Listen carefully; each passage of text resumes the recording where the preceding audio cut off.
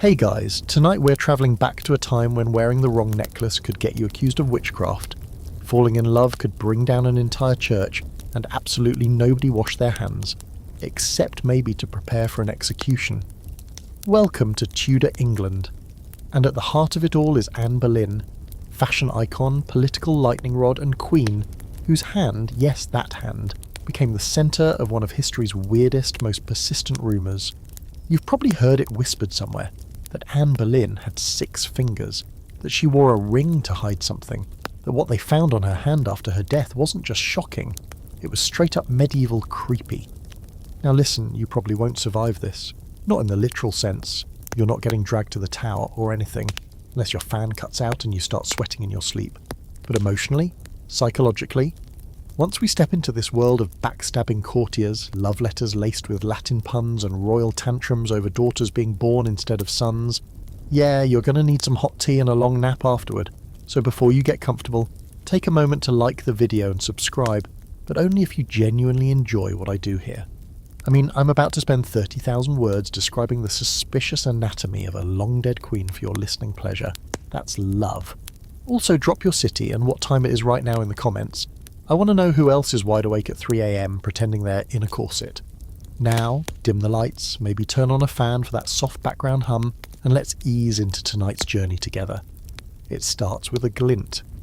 You see it before you see her. A soft, silvery shine catches your eye in the flickering candlelight. You blink, thinking maybe it's just the glow bouncing off someone's jewelled belt or the rim of a wine goblet, but no, it's a ring. A strangely modern-looking ring, considering the setting. Thick gold, not delicate like the others worn in this century, and embedded with an oval ruby so deep red it almost looks black.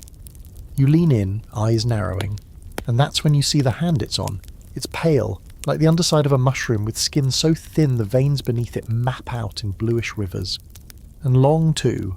Elegant, yes, but also somehow off. The fingers taper too slowly. There's something extra at the edge. A kind of fleshy nub beside the pinky. You instinctively recoil, your stomach giving a weird little twist.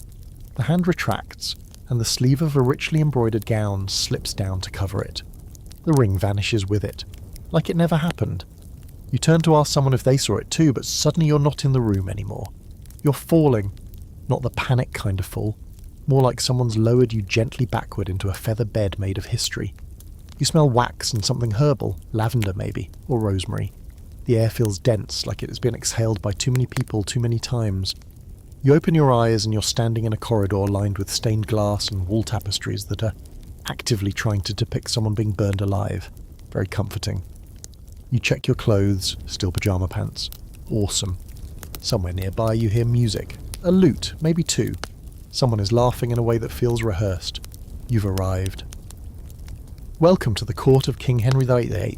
It's the early 1530s, and the king is busy rewriting the religious and marital laws of England, so he can marry a woman who, according to half the kingdom, is an actual witch. You pass a group of courtiers whispering near a window. One of them glances toward you, and then toward the centre of the great hall, where a woman is holding court with the confidence of someone who knows exactly what people say about her, and doesn't care. Her dress is black velvet. Her eyes are locked onto the king's like she owns him. That's Anne Boleyn. She turns, just for a moment, and lifts her hand to tuck a strand of hair behind her ear. There it is again.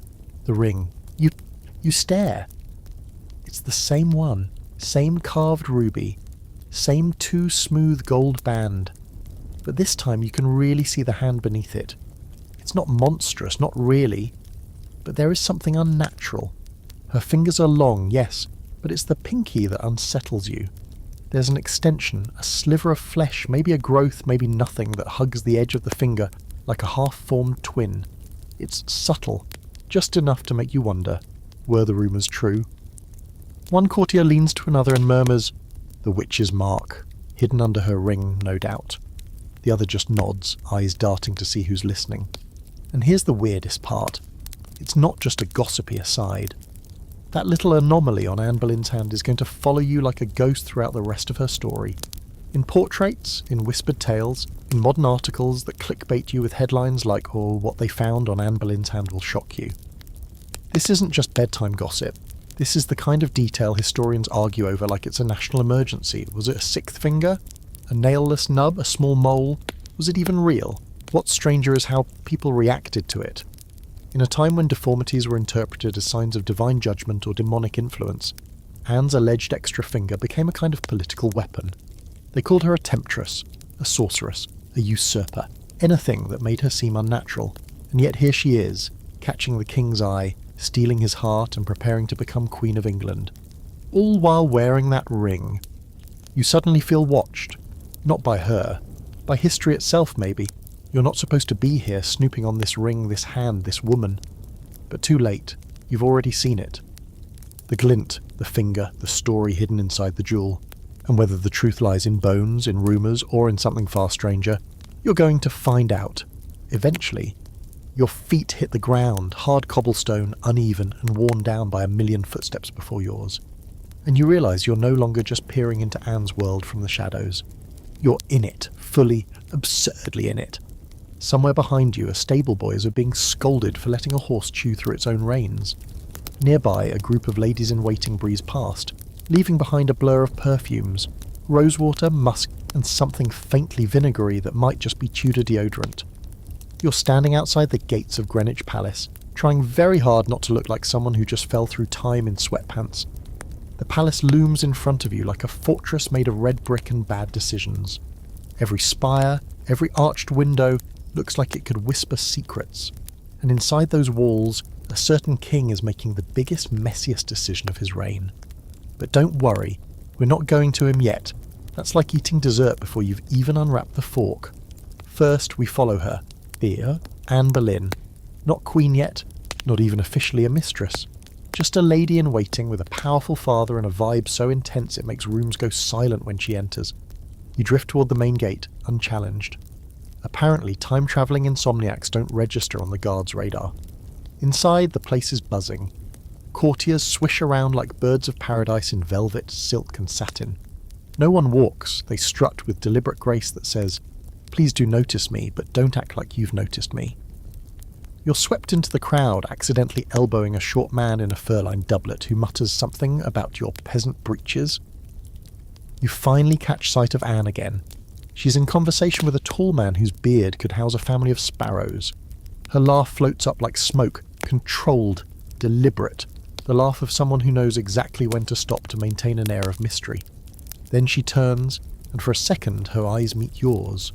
They hold you there, pinned like an insect in amber. Not hostile, just curious. But then someone speaks to her, and she looks away, and you exhale like you've been holding your breath since 1532. Around you, people are talking, and the words drift in and out like a strange lullaby. The king's eye lingers too long. She speaks French like a native. That Boleyn girl will be trouble. It's all gossip. But here, gossip isn't just small talk, it's currency, and Anne is about to become the richest woman in court. Now, let's get one thing straight. You might assume she was just some gold digger with a killer neckline and ambitious parents. But no. Anne didn't stumble into Henry's orbit by batting her eyelashes. She was already a political chess piece before she ever met him. Her father, Thomas Boleyn, no slouch himself, had worked the angles to place both his daughters at court, and Anne had sharpened her charm in the fires of European politics. You don't spend your formative years in Margaret of Austria's court and then in the French royal household without picking up a thing or two. Flirting for Anne was less about romance and more about strategy. A little smile here, a well-placed sigh there, it all meant something. But back to you. You're following her through a long gallery where light spills through stained glass, casting jewel tones across the floor.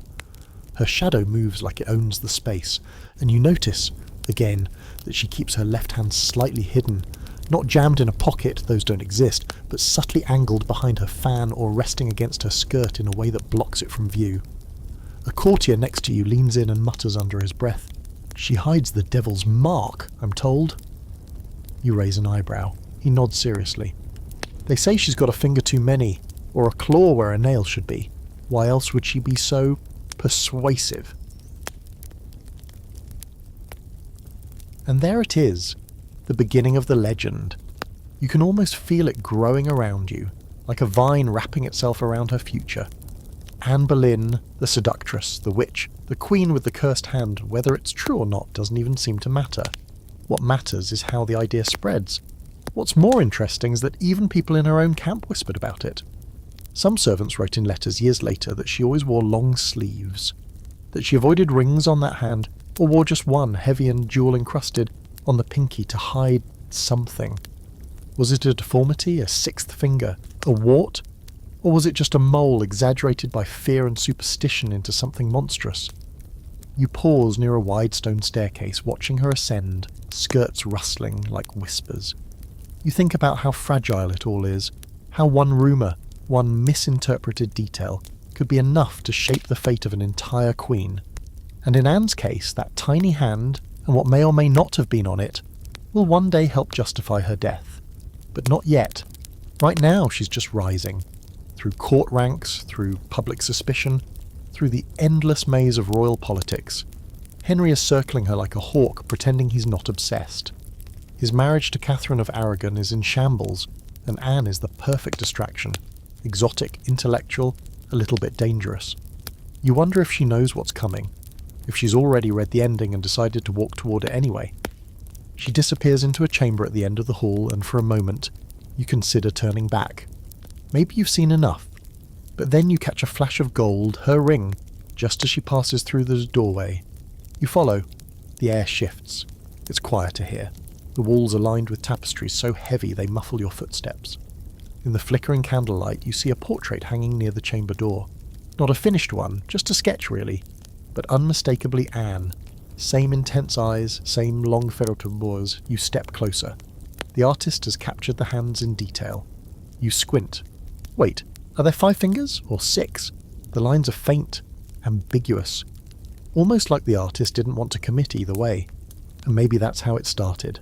One vague line, one uncertain glimpse, one too curious glance at a queen's hand. That's all it takes sometimes to rewrite history. You follow Anne's shadow down another corridor, the kind that seems longer than physics should allow, where the air thins and time stretches just enough to make your skin prickle. The further you go, the more echoes you hear, soft laughter, whispers in French, the faint hiss of silk moving over stone. You're not in Greenwich Palace anymore, not really. The bricks change colour subtly, the torches shift in their sconces, and suddenly you realise the floor beneath your feet is different. This is Hever Castle now, the childhood home of Anne Boleyn, the place where it all began, or at least the version of beginning that matters for a woman who'll one day lose her head to win a crown. The castle's not large by royal standards, it feels personal, like it remembers things. There's a warmth in the stones that palaces just don't have. You find yourself standing in the old hall where sunlight filters through narrow windows and dust motes spiral like lazy snowflakes. A fire crackles low in the hearth, and you hear a girl's voice, clear, quick, teasing, before you even see her. Anne. Only she's younger now, not the court enchantress, not the queen-to-be. Just a girl with sharp eyes and an even sharper tongue, watching her tutors with a mix of amusement and quiet superiority. She's maybe 13, maybe a little older, and she already looks like she knows she's not meant for a quiet country life. Her posture is perfect. Her smile is calculated. You get the distinct impression she's been underestimated before, and learn to use that to her advantage.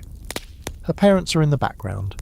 Thomas Boleyn, dignified and distant, always calculating the next political alliance, and Lady Elizabeth Howard, noble and cool, from one of the oldest families in England. This isn't some rustic fairy tale beginning. Anne may not have been born with a crown on her head, but she was no pauper. The Boleyns were a rising family, wealthy and well-connected, with a solid grip on court politics. Still, for all their ambition, Anne's path wasn't guaranteed. Her older sister Mary had already started climbing that ladder, and would fall off it in spectacular, scandalous fashion. But we'll get to her in a moment. Right now, Anne's catching your attention for a different reason. She's holding a book, and her fingers rest lightly on its spine, the same fingers you've been following. 5? Yes, 5. Or maybe... wait, there's something odd again. Just a little bump beside the pinky, visible when the candlelight hits it just right. Not a full finger, but not nothing either. You lean in for a better look, and suddenly someone walks through you. Yeah, you forgot, you're a ghost here. A weird pyjama-clad phantom slipping through Tudor time. Nobody sees you, nobody can see you, not unless history wants them to. Anne's talking about Latin now, or maybe quoting Erasmus. Whatever it is, it's something no one expects a young English girl to be fluent in. But she is, because from a young age, she's been educated like a prince, not just reading and writing, but languages, music, theology, debate. It was unusual, rare even, but her father had a plan. He wanted daughters who could charm kings, and Anne took that and ran with it. The servants mutter things when she leaves the room. Strange little thing, one says, too clever by half. Another mutters, there's something not right about her hand, and you freeze again. There it is, even here, even now. You slip into her bedroom, small and neat, with a wooden crucifix above the bed and an old tapestry showing a unicorn drinking from the fountain, which is a weirdly graphic medieval metaphor for virginity, but don't worry about it. On the table near the window is a mirror. Not glass, but polished metal.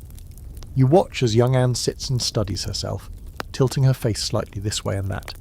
She doesn't smile. Her expression is all calculation, not in a vain way, not exactly, more like she's practicing, learning how to use her face as a weapon. You wonder if she already knows how dangerous beauty can be, or how much more dangerous it is when it comes with intelligence. There's a small wooden box on her dressing table. She opens it, revealing a single ring, thin, silver, with a faded blue stone. Not the one you saw before, but almost a prequel. She slips it onto her pinky finger, hesitating as the band grazes that odd little bump. She adjusts it slightly, like she's covering something, then closes the box. You want to scream, I saw that, I saw it! But of course you don't, you just watch. And then the scene changes again. Time skips like a scratched record. You're outside now, in the castle gardens, and Anne is walking beside her sister Mary. There are maybe 16 and 18, respectively. And if you think Anne is intense, Mary is her opposite. Warm, breezy, already daydreaming about court life and French romance novels.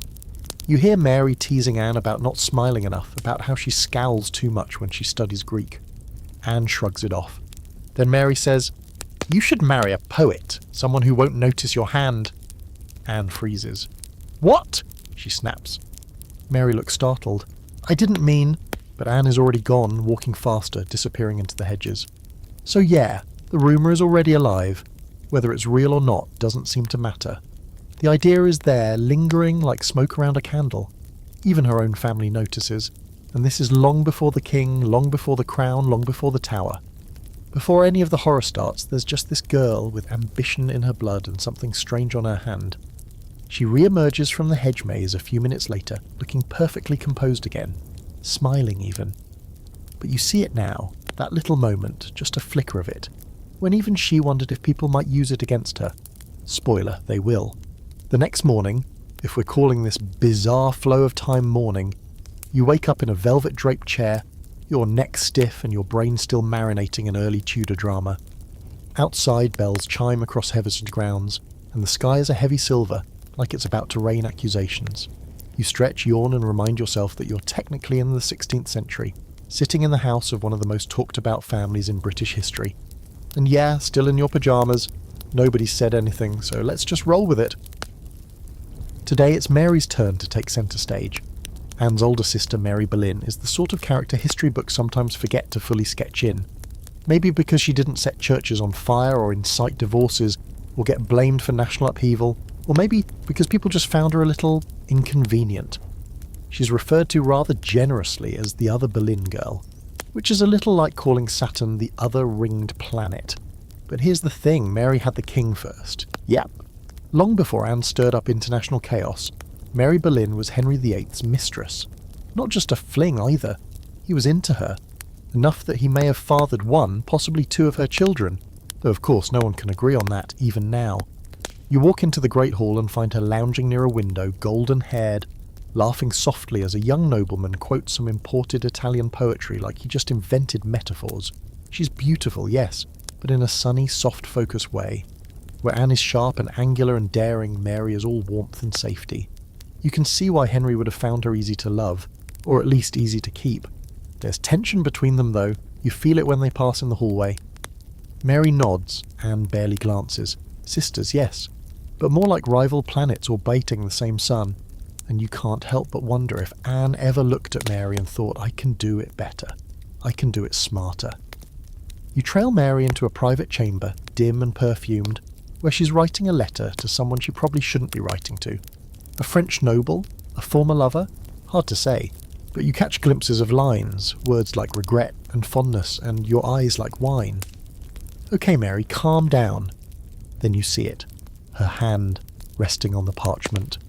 And just like that, you're in investigative mode again. 5 fingers, smooth, long, not unusual, no extra anything, no visible bump or mark. And suddenly it hits you. Why did no one ever whisper about Mary's hands? Why was it only Anne? Was it jealousy, suspicion, or something else entirely? Back in the courtyard, you overhear 2 maids whispering while hanging linens. One of those timeless gossip zones, by the way. They say Mistress Anne keeps her left glove on even in the bath, one says. The other gasps. That's not natural, could be a devil's gift. You want to tell them gloves in baths just sound gross, but again, ghost rules. No interruption, just observation. There's a fringe detail to this, by the way, something only the true Tudor nerds bring up. Around this time, foreign ambassadors at court start writing home about the Boleyn sisters, and they never agree. Some call Mary a great beauty, others say she's forgettable. Some call Anne dark and alluring, others describe the heir as not much to look at, but possessed of great wit.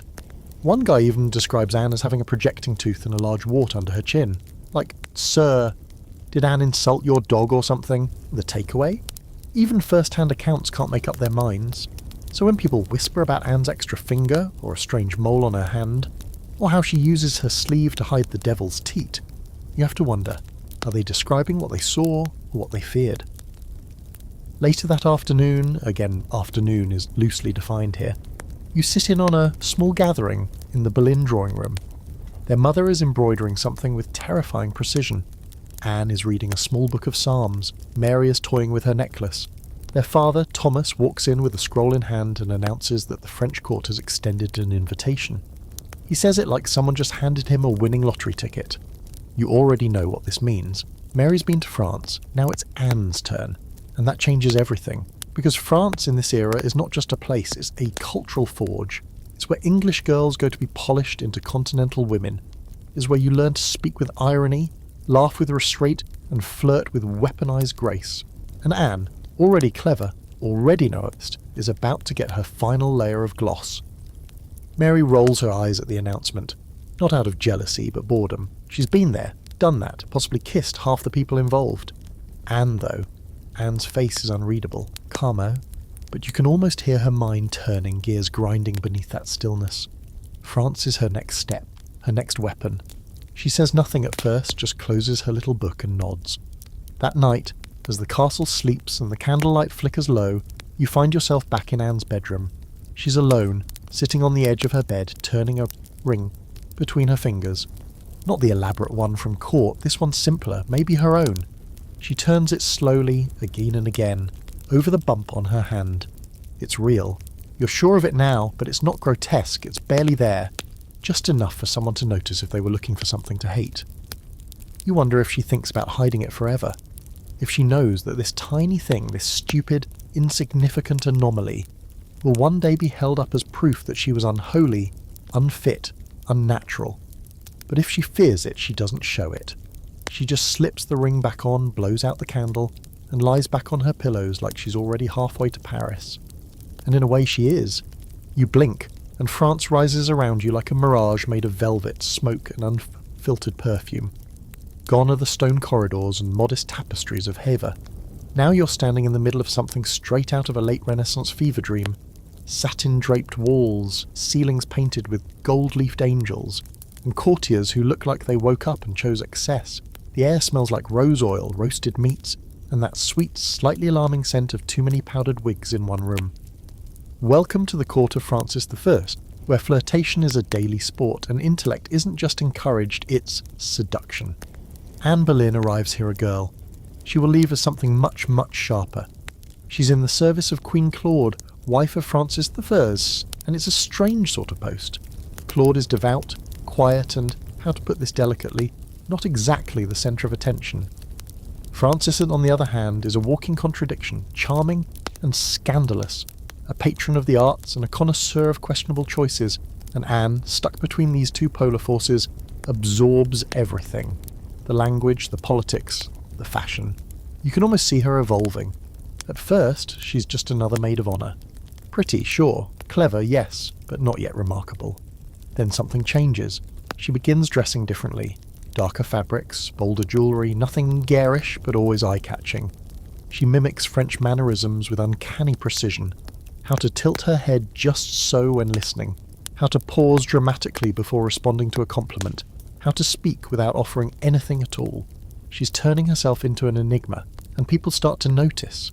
There's a party, several actually, because this court basically lives off theatrics, and you see Anne walking through the crowd like she's solving a puzzle everyone else is just admiring. She's no longer the quiet girl from Kent. She's speaking French like she was born to it, quoting Petrarch, and mocking poor poets with gentle cruelty. Someone introduces her as La jeune Anglaise avec des yeux de glace. The young Englishwoman with ice eyes. You're not sure if that's a compliment or a warning. Now the rumours start again, though in this setting they wear different clothing. You hear one noblewoman whisper that Anne's hand is curiously shaped. Another claims she saw her wearing gloves even while dancing. One man swears she cast a spell on a visiting Spanish envoy because he couldn't stop stammering. Okay, maybe he just had a stammer. But still, the legend keeps mutating. This is where things get weird, by the way. Some fringe accounts claim that Anne met with an old midwife in Rouen, who read her palms and gasped at what she saw. A shadow finger, as the story goes, one not of flesh, but of fate. Allegedly, the midwife warned her she would one day lose her head for the hand she tried to hide. Yeah, pretty spooky stuff. Historians largely dismiss that as folklore layered on after the fact, but even now you feel a little cold imagining that conversation in a dark cottage outside the city. And then there's a dance. It's midsummer. Music everywhere, lanterns swinging in the trees. Francis Thanes is watching from his seat with a smirk that probably makes most fathers nervous. Anne steps into the clearing, not the lead dancer, but somehow the one everyone's watching. Her movements are fluid, measured. You can't take your eyes off her hands, how she waves them, where she keeps them, never quite letting her left one trail, always keeping it close. You inch closer as she spins past you. For the briefest moment, the sleeve of her gown rides up. You see it again. A small fleshy protrusion near her pinky. No more than the size of a pearl. Almost elegant, if it weren't so charged. She's hidden it beneath a cluster of rings, some real, some clearly decoys, but in motion it shows. Your eyes lock with hers for half a heartbeat. She knows you saw, but she doesn't flinch, just keeps moving, smile poised, like she dares you to say something. Later that evening, as laughter fades and candles burn low, Anne sneaks out to the gardens. You follow like the utterly non-creepy historical ghost you are. She walks along the hedge maze with purpose, then pauses by a fountain shaped like a lion, swallowing its own tail. There, she removes one of her gloves and studies her hand in the moonlight. Not with shame, with calculation. "I'll never be invisible again," she whispers. "It's not meant for you, but you hear it anyway." That's when you realise the hand isn't just a flaw, it's a choice. She could have hidden it forever. Worn gloves day and night. Let the rumours die. But she doesn't. Instead, she lets the mystery grow. She lets it fester in the minds of the nobility. Lets it hang like incense over every room she enters. Because in this world, power is perception. And Anne has learned to make people see exactly what she wants. Before she leaves France, there's her final event. A masquerade ball because, of course, Anne appears in black and gold masked in silver, her hands clad in matching silk. Someone whispers she looks like a vision of death. Others say she resembles the goddess Diana. You see her dance with a poet, laugh with a bishop, walk away from a man who tries to touch her too familiarly. And the next day she vanishes from court. She's going back to England. But the girl who arrived is not the woman returning. She's refined now, refracted. She's something England isn't ready for. French polish over English ambition. Dangerous, dazzling, and already building a legend. And yeah, the hand? It's still there. Still strange, still half fact, half fear. But Anne's not hiding it. Not anymore. She's turning it into part of her mythos. One courtier even writes that she wears a bewitched ring that gleams darker than the stone permits. Sound familiar? Yeah, she brought the ring back with her. And soon so much more. The Channel crossing is choppy, grey and cold enough to sting your teeth, but Anne barely notices. You're with her on the deck of the ship, huddled beside a mast like a particularly nosy barnacle as she stands near the prow, one gloved hand gripping the rail, the other hidden beneath a dark velvet cloak.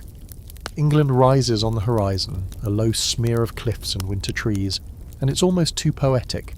She's leaving behind the glitter and scandal of France, the court of whispers and mirrors, and sailing straight into the stormy gut of English politics. And she knows it. She wants it. Anne Boleyn is not coming back to play nice. The court she returns to is different from the one she left. Henry VIII's marriage to Catherine of Aragon is crumbling like a poorly built Tudor fireplace, and everyone knows it. The king is restless, furious, bored. He's been cheating openly, sloppily, with half the nobility, and yet Catherine remains queen, dignified, untouchable. Her supporters are powerful, her Spanish blood royal, her dowry enormous. Divorce isn't just messy, it's theological dynamite. The Pope's involved, God is involved. People are actually terrified to say the word annulment in public. It's a whole thing. And into this chaos walks Anne, smoother than before, cooler. Like she's been sharpened in the fires of continental politics and dipped in silk. The king sees her and forgets to blink. That part's not even poetic. It's recorded that his obsession with her began almost instantly. She wasn't like the other women he'd pursued. She didn't fawn, she didn't weep, and she definitely didn't give in. In fact, Anne's refusal to become his mistress becomes the main reason he wants her so badly. This is where the myth of her bewitching begins to truly dig in. You hear it everywhere as you trail through the court with your increasingly suspicious-looking modern clothes and zero qualifications. She has cursed him. She must be using potions. There is a secret in her blood, and yes, she hides a finger too many beneath her glove. You want to yell at them. Maybe he just likes her because she has boundaries. But of course that wouldn't play well in 1530s England, where women saying no is often seen as either witchcraft or madness, or both.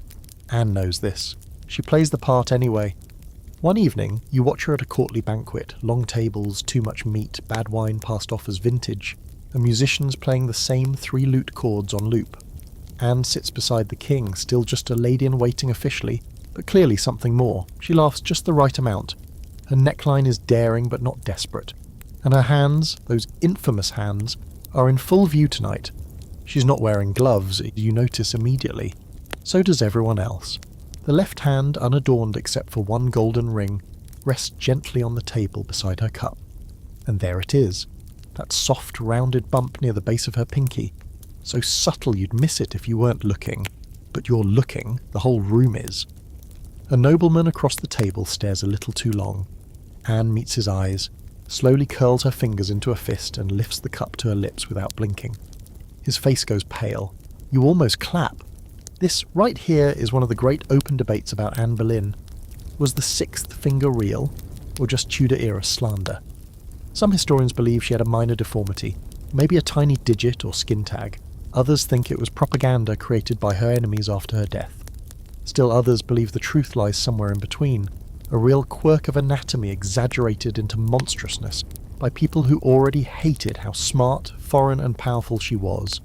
Remember, this is a time when unusual birthmarks could get you tied to a stake. Being a woman with ambitions was already dangerous. Being a woman who looked dangerous, fatal. And yet she thrives. Henry begins writing her letters, love poems filled with tortured metaphors and really unfortunate rhymes. You're not supposed to see them, but you do. One begins, "If I dared touch thy lily hand, sweet Anne," and you genuinely cringe. Another one ends with, "No ring shall bind thee less than my crown." That one's ominous. He sends her jewels, falcons, fruit baskets, seriously, and even a small lapdog, which she regifts because she thinks it looks like Wolsey. And through it all, she never gives in. Anne doesn't become his mistress. She lets him wait. She lets him want. People start calling her the king's concubine, even though they've never slept together. Protestant sympathisers whisper that she's destined to break England from Rome. Catholic allies call her a devil in human form. The French ambassador reports back home that she's too dangerous to touch and possibly not fully human. Bold claims for someone who just likes chess and eyeliner. Here's a quirky detail for you. Anne reportedly had a locket Henry gave her that contained a tiny portrait of him. The portrait had a hidden clasp and opened to reveal a lock of her own hair, which, depending on your romantic tolerance, is either the peak of flirty craftsmanship or horrifying. But you notice something else about that locket. It's heavy, oddly heavy. Anne wears it around her neck, but she adjusts it often. And one day you sneak a peek. No shame, you're already an invisible time ghost. Might as well use the perks. Inside the clasp, hidden behind the hair, is a symbol etched in gold. A hand. Not just any hand, her hand, with a tiny extra bump near the pinky. You stare, breath caught in your throat. She's made it part of her image, not hidden, not denied, claimed. She's done something brilliant and dangerous. She's taken the deformity, or rumour of one, and turned it into iconography. She's made it sacred. Now, if someone mocks it, they mock her. And by extension, they mock the woman the king is willing to burn the world down for. This isn't just survival, it's strategy. You finally understand what that ring on her hand really means. Not shame, not concealment, it's armour. And she's going to need it, because everything's about to catch fire. There's a smell that settles over the royal court in early spring. Not flowers or grass or clean hopeful air, but something thicker. Candle wax, damp stone, ambition and meat. Always meat. It sticks to your clothes, it lingers in your dreams. You're drifting through corridors that echo with the soft rustle of velvet and secrets. And tonight you're following Anne through one of those endless stone passageways where the torches flicker nervously, like they're afraid of what she might do next. She's not queen yet, not even close, but she's in a position so strange, so volatile, it almost defies description. Anne Boleyn is the king's obsession and the court's open target. The entire palace is a game board now, and every player's either trying to push her toward the throne or shove her off the edge of it. And you're the invisible +1 with front row seats to the world's slowest, most dangerous romance.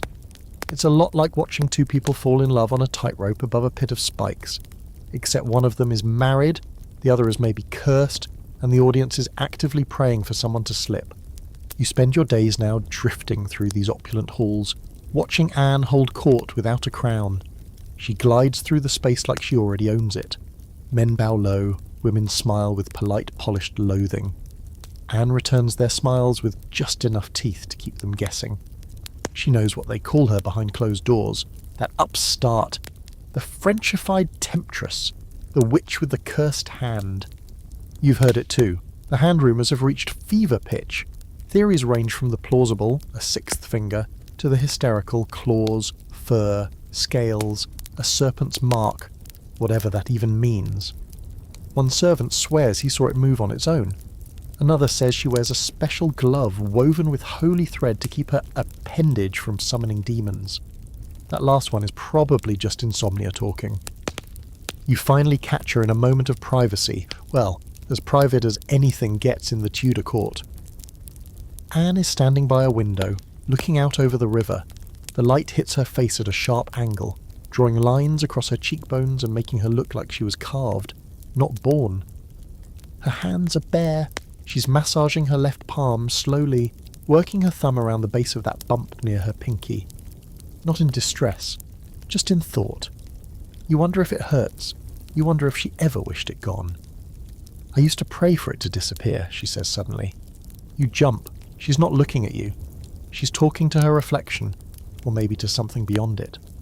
I used to think it was a punishment, for being born second, for wanting more. She slides a ring over it again, but now I think maybe it's just proof. Proof of what exactly? She doesn't say. You wish she would. Later you follow her through the garden maze, the one that loops and twists like Henry's logic. He's there, of course, the king, waiting near a marble fountain shaped like a cherub vomiting water into a bowl, because nothing says romantic tension like decorative child statuary. Henry's looking impatient, his ginger beard freshly trimmed, his cloak too ornate for a man trying to act casual. When he sees Anne, everything about him softens. It's jarring. This is the man who will one day command her death. But right now, he looks like he'd hand her the moon if she asked nicely. They walk together in low voices, her hand tucked into the crook of his arm.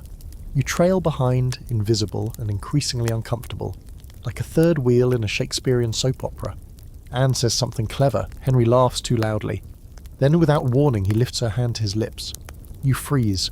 His mouth brushes the spot where the extra digit is rumoured to be. Anne doesn't flinch. She meets his eyes, cool and unreadable, and for one wild moment you wonder if he knows, if he's seen it, if he's touched it. Maybe he has, maybe he doesn't care, or maybe, and here's a thought, maybe he likes it. Maybe that little bump, that oddness, that whisper of otherness is part of what makes her irresistible. You'd ask him, but unfortunately ghost rules. As you drift away, you catch snippets of conversation from elsewhere in the palace. Noble women exchanging coded barbs. She's bewitched him, one says. He no longer visits the Queen. Another murmurs, I heard she uses charms. Then, there's a mark on her hand shaped like a crescent moon. I swear on St. Paul, this last one sticks with you. You haven't heard that before. A moon? Interesting. You file that away as a strange fringe rumour, one of the weirder ones. Meanwhile, Anne is climbing. Henry's letters grow more intense. He calls her my Queen of Hearts, my soul's desire, and, in one memorable passage, my ever thine handmaid of grace. He starts plotting how to get rid of Catherine, legally or otherwise. Wolsey, the king's right hand, not to be confused with Anne's, is working overtime to block the annulment, and failing, slowly. Anne, for her part, plays her role flawlessly. She never breaks the rules, but she bends them until they whimper. She walks just far enough down the hallways of scandal that everyone can see her at the edge of sin, but she never crosses. She becomes a living contradiction, untouchable, and yet the most talked about woman in the kingdom. She gives Henry a gift, an enamel pendant shaped like a hand. You recognise the shape immediately. It's her hand, with the same curved pinky, the same tiny bulge at the edge. Only this one? It has a moon etched into the palm, and now your skin goes cold. It's not just a rumour. She's leaning into it. She's not just embracing the legend. She's feeding it. She's turning the stories into symbols, the symbols into weapons. At night, alone in her chambers, you see her holding it, not like jewellery, like a talisman. You don't know what it means yet, but you're starting to understand this isn't a story about deformity. It's about power. And in this court, nothing's more dangerous than a woman who knows how to use hers. The sound of the court in turmoil is less shouting and more a kind of breathless hum, like the entire palace is holding its lungs hostage. You hear it in the clipped heels on polished stone, in the sudden hush that follows Anne into any room, and in the quiet creak of chairs as powerful men lean in to whisper about very uncomfortable things. Henry VIII wants a divorce. That's not a scandal anymore. That's old news. What's scandalous is why. And everyone knows the answer wears French satin, sharpens her wit like a dagger, and sometimes keeps her left hand a little too still. You catch a glimpse of the court's inner circle gathered in the chapel, murmuring about the great matter, which is how Henry has decided to frame his impending marital breakup, like it's a philosophical crisis and not a royal tantrum. The Pope refuses to grant the annulment. Catherine of Aragon refuses to go quietly. And Anne? Anne's not even playing the game the way they expect. She's not begging to be queen. She's not pretending to be pure. She's not even flattering the clergy. Instead, she's aligning herself with the Protestant reformers. That's right. Anne Boleyn, the woman with the rumoured extra finger and eyes like late-night secrets, is now dabbling in heresy. She's reading books from banned lists. She's quoting Tyndale. She's advocating for an English Bible, for heaven's sake. And Henry, who barely knows how to spell theology without help, is suddenly very into the idea of religious independence, because it means that he won't have to listen to Rome anymore. Because it means he can get what he wants. Because it means Anne. So you sit in the back of a candlelit study as Henry rants to his advisors. "I am not subject to the Pope," he bellows, knocking over a silver goblet in a way that's probably meant to seem kingly. "I am the supreme head of the Church of England," which is the Tudor version of flipping the table over during Monopoly and declaring yourself the landlord of everyone's hotels, and there's Anne in the corner saying nothing, her hands folded in her lap. That same ring glinting on her left pinky, a single flick of her thumb tracing that strange smooth bump, almost like she's checking that it's still there, as if it were a compass, or a countdown. Now here's where it gets fun. If you're the sort of person who finds political implosions and marriage schisms soothing, which apparently you are, Henry begins pushing harder, pressuring Catherine, defying the Vatican. His advisors, including Cardinal Wolsey, are losing their minds. Wolsey in particular is flailing, grasping at any scrap of legitimacy that might keep the Pope happy and the King sedated. But it's not working. Anne is too present, too intoxicating, too different. One night, as you drifted along behind her in a corridor lined with stained glass windows of martyrs being dramatically disemboweled, always a crowd pleaser, you hear her laughing. Not sweetly, not politely, a real laugh, full of bite. She's with a small group of ladies in waiting, and someone's just joked that Anne has the King so bewitched he'd marry her even if she had horns. Anne, without missing a beat, holds up her left hand and says, "I've already got the devil's finger, haven't I?" Everyone goes silent. A beat too long. Then laughter, nervous, forced. Anne smiles, but you catch the flash in her eyes.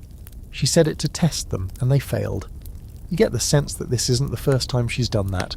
Lobbed a little fire into the room just to see who flinches. She wants to know who's brave enough to stand beside her when things go dark. Spoiler alert, not many are. Now, the scholars still argue about this period in her life. Was Anne truly a reformist? Or was she just smart enough to align with a cause that made her more politically valuable to Henry? Some claim she was deeply devout, carrying a French psalter marked with notes in her own hand. Others insist her interest in Protestantism was more practical than spiritual. And then there are those who say the whole thing was an act, staged for political gain, with Anne simply playing her most dangerous role yet. But here's what we do know. She starts to gain real power now, real influence. She's writing letters in Henry's name. She's shaping policies. She's advising on religious appointments, and all without being queen. You float past Thomas More, scowling in a corner. He doesn't approve, not of the King's behaviour, not of Anne's presence, and definitely not of the King's decision to toss centuries of Catholic authority into the Thames because he's in love with a woman who reads French poetry and might have an extra finger. Speaking of which, one day, you follow Anne to a private chamber behind the Queen's apartments. She still technically serves Catherine Orte, which is awkward on levels the English language can't fully capture. There's embroidery left undone on a nearby cushion, and a book open on a bench. Anne is alone. You move closer and she raises her hand. Bare again. The infamous hand.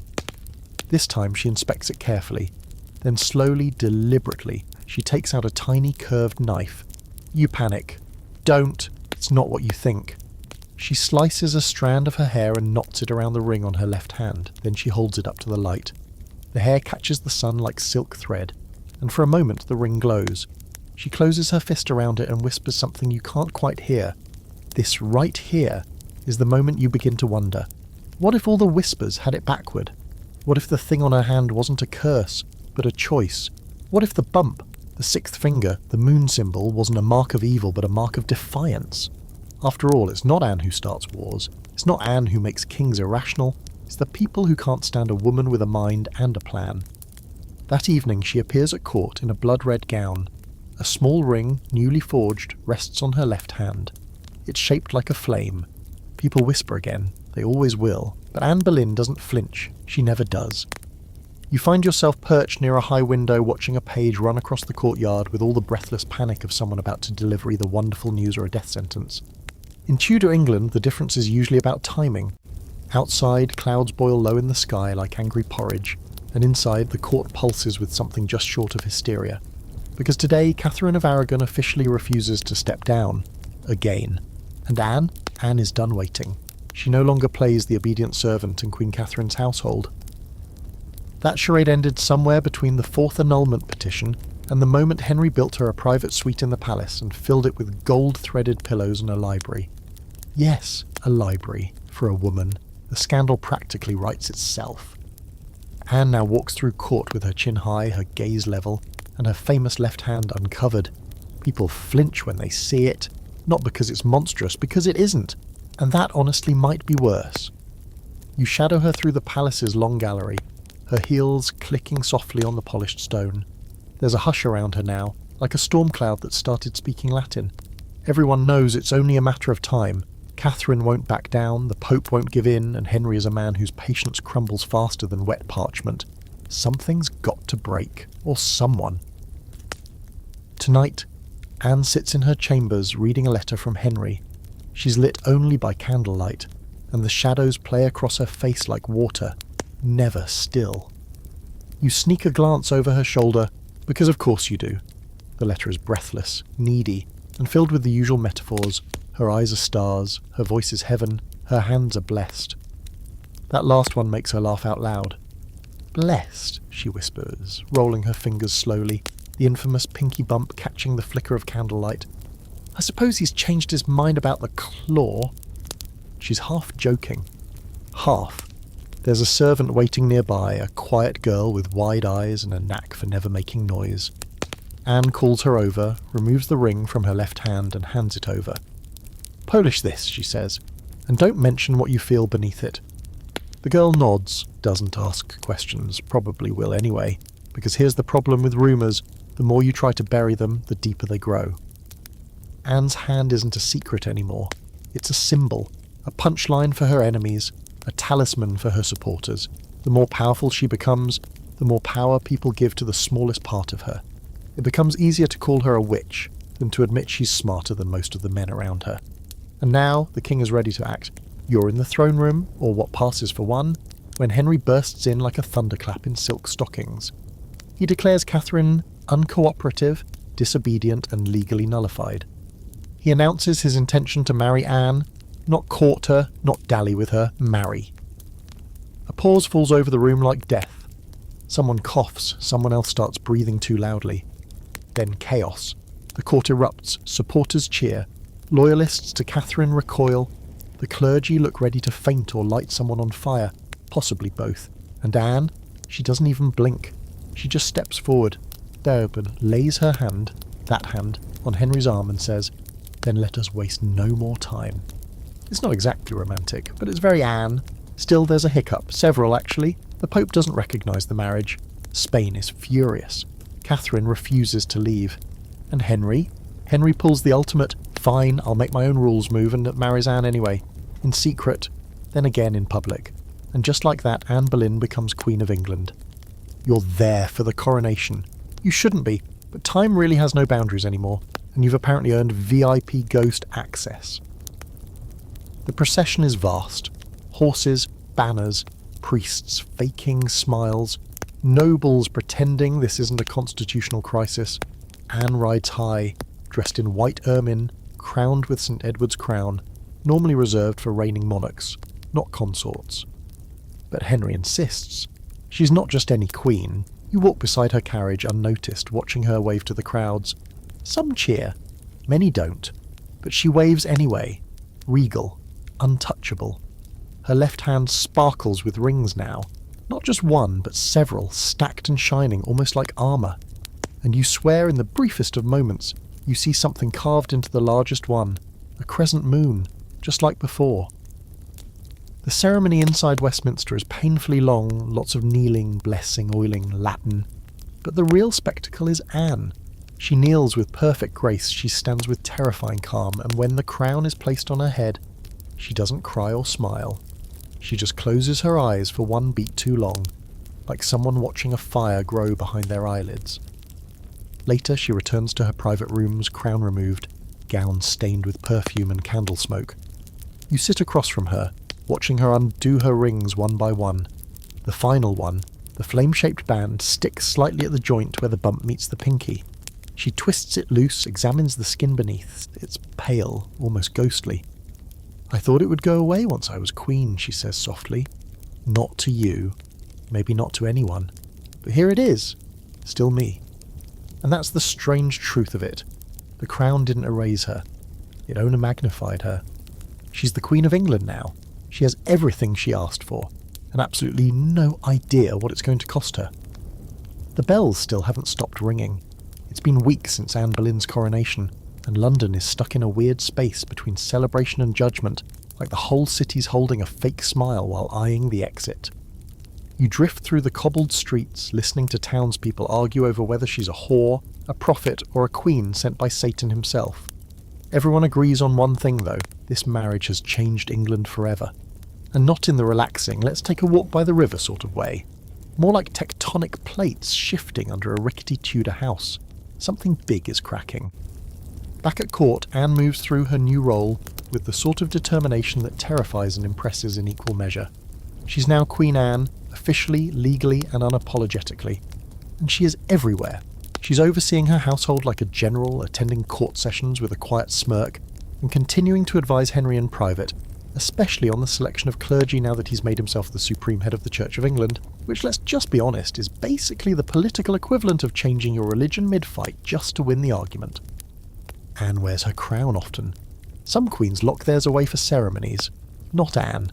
She makes sure people see it, and just as frequently, she wears that same ring on her left pinky, the one that always seems a little too snug, the one that covers just enough of whatever lingers at the edge of her hand. Rumours haven't died down. They've metastasized. Now, people don't just say she has a sixth finger. They say it curls like a claw, that it grows longer with every full moon, that she keeps it bound under enchanted gold to stop it from turning on her in her sleep. You know, normal royal gossip. Meanwhile, her enemies aren't hiding anymore. Catherine's supporters have become openly hostile. The Spanish ambassador refers to Anne only as the concubine, even in formal dispatches. The nobles split like rotten fruit, some bending toward the king's new order, others clinging to the old ways and Queen Catherine's dignity. And then there's Thomas More, who resigns rather than recognise Anne as queen.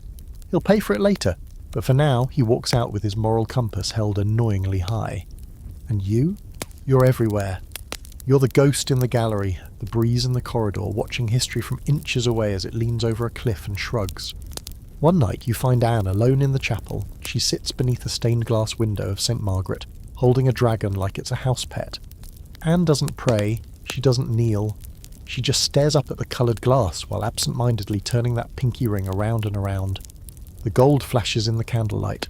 A glimpse of pale skin, a bump, a curve, and then, just briefly, she removes it. You lean in. There it is. The bump, no bigger than a pomegranate seed, smooth and raised. It isn't grotesque. It isn't threatening. It's human. Barely noticeable unless you've been trained to look, unless you've been told your whole life that perfection is your only currency. She closes her hand quickly and slips the ring back on. "I've given him everything," she whispers. And she has. Anne is pregnant. Oh yes, let's talk about that. It's the moment she's been waiting for, the one her entire political existence now hinges on. The marriage to Henry means nothing if she doesn't produce a male heir. The whole point of breaking from Rome, of abandoning Catherine, of setting England on fire, was this. A baby, preferably with testicles. Ideally two. The pressure is relentless. Courtiers whisper about her cravings and mood swings, interpreting every hiccup in her appetite as an omen. Anne, for her part, tries to stay composed, but you can see the weight pressing into her spine. You see it in how often she touches her belly when she thinks no one's watching, in how she clutches that crescent ring tighter now like it's an anchor to keep her from drifting into dread. The king is radiant. He boasts to anyone who'll listen. He's already designing nursery tapestries, commissioning cradles, and declaring that the child will be the very embodiment of Tudor glory. No pressure, little fetus. Anne's doctors are cautious but confident. They say her health is good, that the child is strong, and yet, late at night, you catch her pacing her chambers, barefoot and restless, stopping only to stare at her reflection in the long mirror near her bed. "This hand has always brought questions," she mutters. "Let it bring answers now, oh." And then the moment arrives. You're there when the labour starts. You shouldn't be. But time doesn't care anymore. Anne is screaming, teeth bared, nails clawing at embroidered sheets. Her ladies flutter around her, equal parts panicked and reverent. Midwives shout about progress, about strength, about bearing down. Henry isn't in the room. Of course not. He's pacing somewhere else, probably muttering to God that he deserves a son, and that his past sins should really count as character development. And then, at last, crying. A child. You hold your breath. A girl. The room goes quiet. Anne stares at the bundle in her arms, the tiny, perfect face, the red cheeks, the little fists, and she smiles. The others don't. The midwife looks at the floor. One of the ladies gasps, but swallows it quickly. The child is healthy, strong, but not a boy. You watch as Anne holds her daughter close and whispers something you can't quite hear. Later you'll find out she names her Elizabeth, a name that sounds soft now but will one day thunder across the world. Henry is disappointed. Of course he is. He says all the right things, She'll be a great queen one day, or God will bless us with sons soon enough. But you can already see the flicker of doubt setting in behind his eyes, the stories that will take root in that silence. And Anne? She walks out of the birthing chamber tall and composed, her daughter in her arms and her rings shining like battle medals, especially the one on her left hand, the crescent ring, the one people whisper about. You think about that bump beneath it still there, still causing ripples. She's done her part, she's a queen, she's a mother. She's rewritten the laws of England for this moment. But for Henry, and for her enemies, it's not enough. Not yet. The days after Elizabeth's birth stretch out like taut string, holding their breath as if a second miracle might drop from the sky to save Anne's throne. You walk beside her through those long, drawn-out hours, watching the court react to the new arrival with a strained mix of politeness and disappointment. There are still congratulations, sure, gifts arrive, a celebration is held, but it all feels thinner. Like everyone is pretending not to notice that the cradle doesn't contain the long-awaited male heir. The child is a girl. Beautiful, healthy and royal, but still, just a girl. Anne carries herself like it doesn't matter, like the world will simply adapt. And maybe, if it were just the world, it could. But this is Tudor England, and this is Henry VIII we're talking about. A man whose ego is only slightly smaller than his appetite for changeable affection. For now, he still calls Anne his sweetheart, still strokes her cheek in front of courtiers, still kisses her hand, even the left one, as if he hasn't started looking over her shoulder toward the next possibility. You catch her watching him sometimes when he doesn't notice. That hand, the one with the crescent ring, the one you know better than your own by now, twitches ever so slightly. Anne Boleyn has never looked nervous before, but now she looks like a queen counting the days since her last miracle, and wondering when the crown will start to rust. The thing about the ring is, you're not the only one noticing it anymore. Whispers that once lived behind fans and tapestries have begun to emerge in public spaces. She keeps the devil's charm beneath her ring, one courtier mutters. It guards the mark she was born with. Another insists he saw it flash during Elizabeth's christening, a glint beneath the band, like a claw made of pearl. There's no end to the theories. Some say it was an old Flemish curse passed through her mother's line. Others claim it's the result of a bargain struck in France. The hand, the finger, the bump, it's all become folklore now. A reason to blame her for things that have nothing to do with her body and everything to do with power. And then there's the fringe account you stumble into while eavesdropping on two tipsy nobles in a back gallery. One swears Anne's ring is engraved not just with a crescent, but with a date. A Roman numeral sequence. He didn't recognise it at the time, but he says he's never forgotten the feeling he had when he saw it. Like I was looking at a clock ticking down, he says, eyes glazed. And I couldn't tell whether it was counting toward her glory or her end. Yeah, that's not unsettling at all. Still, Anne doesn't flinch, and at least not where anyone can see. She hosts banquets, she meets with ministers, she promotes her allies and gently sabotages her rivals. She even makes nice with a few of Catherine's former ladies-in-waiting, inviting them to her inner circle, as if to say, look, I can be merciful too. And she remains, above all else, queen. Her daughter Elizabeth grows into a chubby, sharp-eyed little thing who already seems to be studying the court like it's a chessboard. You like her. She burps with authority. But Anne is restless. She knows she needs to produce a son. It doesn't matter how dazzling her mind is, how charming her presence, how strategically useful she's been to England's religious realignment. In Henry's eyes, her job is unfinished. And unfinished queens have a habit of being replaced. You sit with her late one night, as she reads over a letter from the Archbishop of Canterbury. Her eyes scan the page quickly, her fingers turning the parchment with that same grace that once fascinated Henry. Her left hand rests lightly on the table, the crescent ring casting a long shadow in the candlelight. She sighs, and then she lifts the ring and slowly slides it off. You've seen her do this before, but this time she doesn't stop there. She lays it down beside her and begins tracing the shape of the bump with her fingertip. It's more prominent now, slightly more raised, still not grotesque, still not anything that warrants the level of hysteria surrounding it. But you notice a tiny line running through it, a faint groove, like a seam. Your breath catches. She notices too. Anne stands, walks to the mirror, and examines her hand as if she's never really looked at it before. They want a monster, she murmurs. They've made one out of me. Then quieter, so let them have one.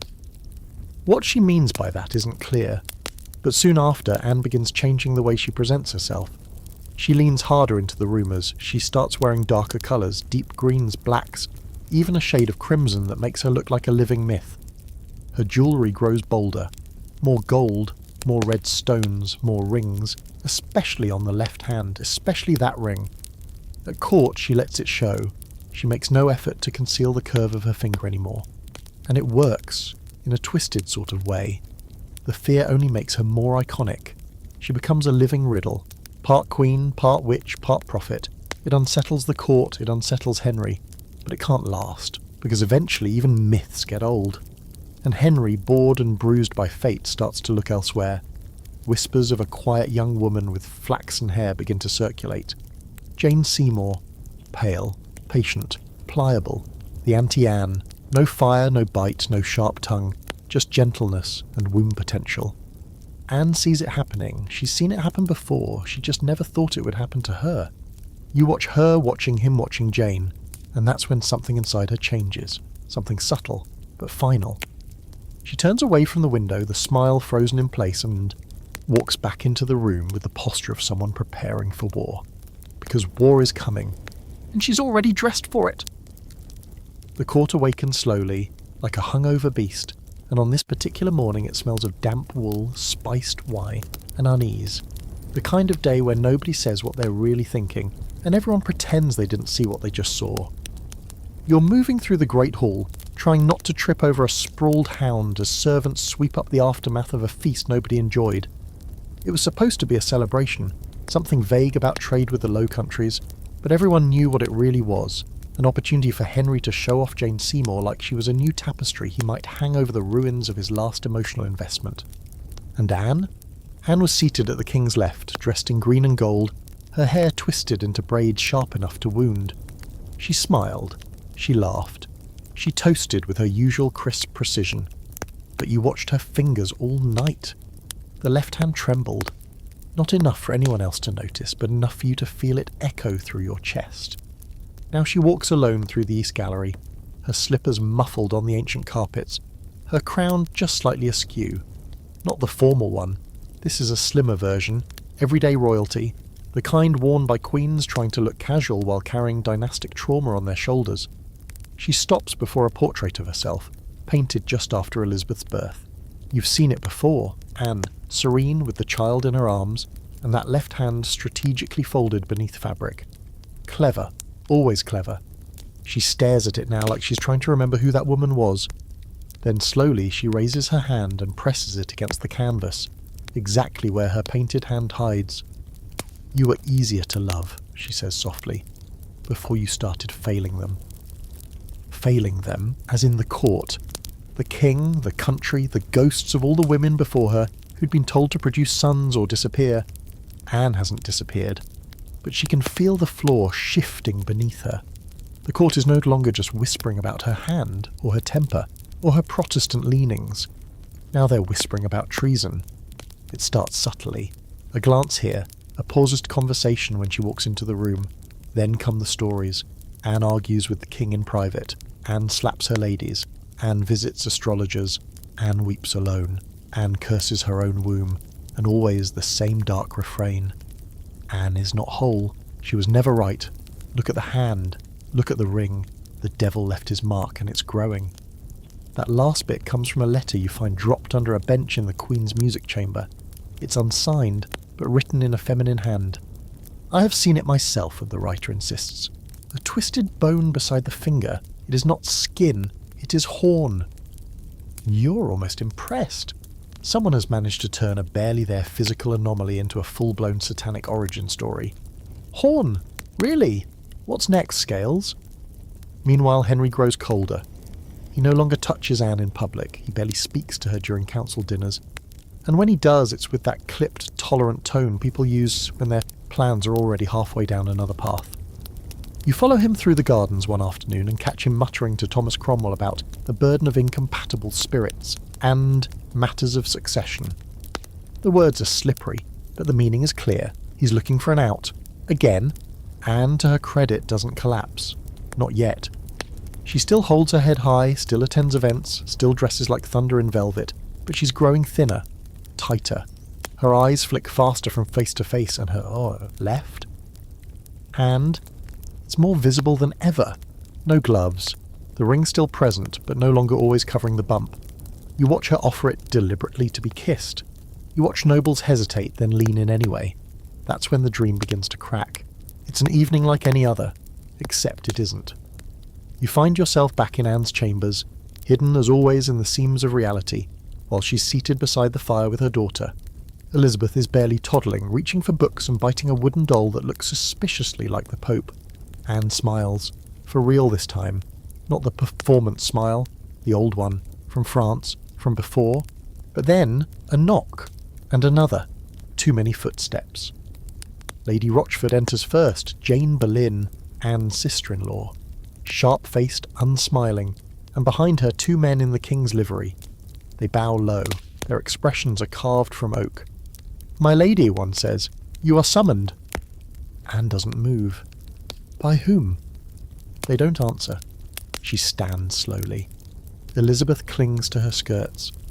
Anne gently peels her daughter's hands away, kisses her cheek, and turns to face the men. Her left hand is bare. No rings, no gloves. "I've done nothing wrong," she says. Neither man responds, but one does glance, just for a split second, at the bump on her pinky. It's not curiosity, it's calculation, like he's logging it for the record, for the eventual trial. You follow as they lead her through the corridors, down winding staircases, past courtiers who won't meet her gaze. Nobody touches her, nobody bows. It's as if the crown has already left her head. That night the court pretends nothing happened.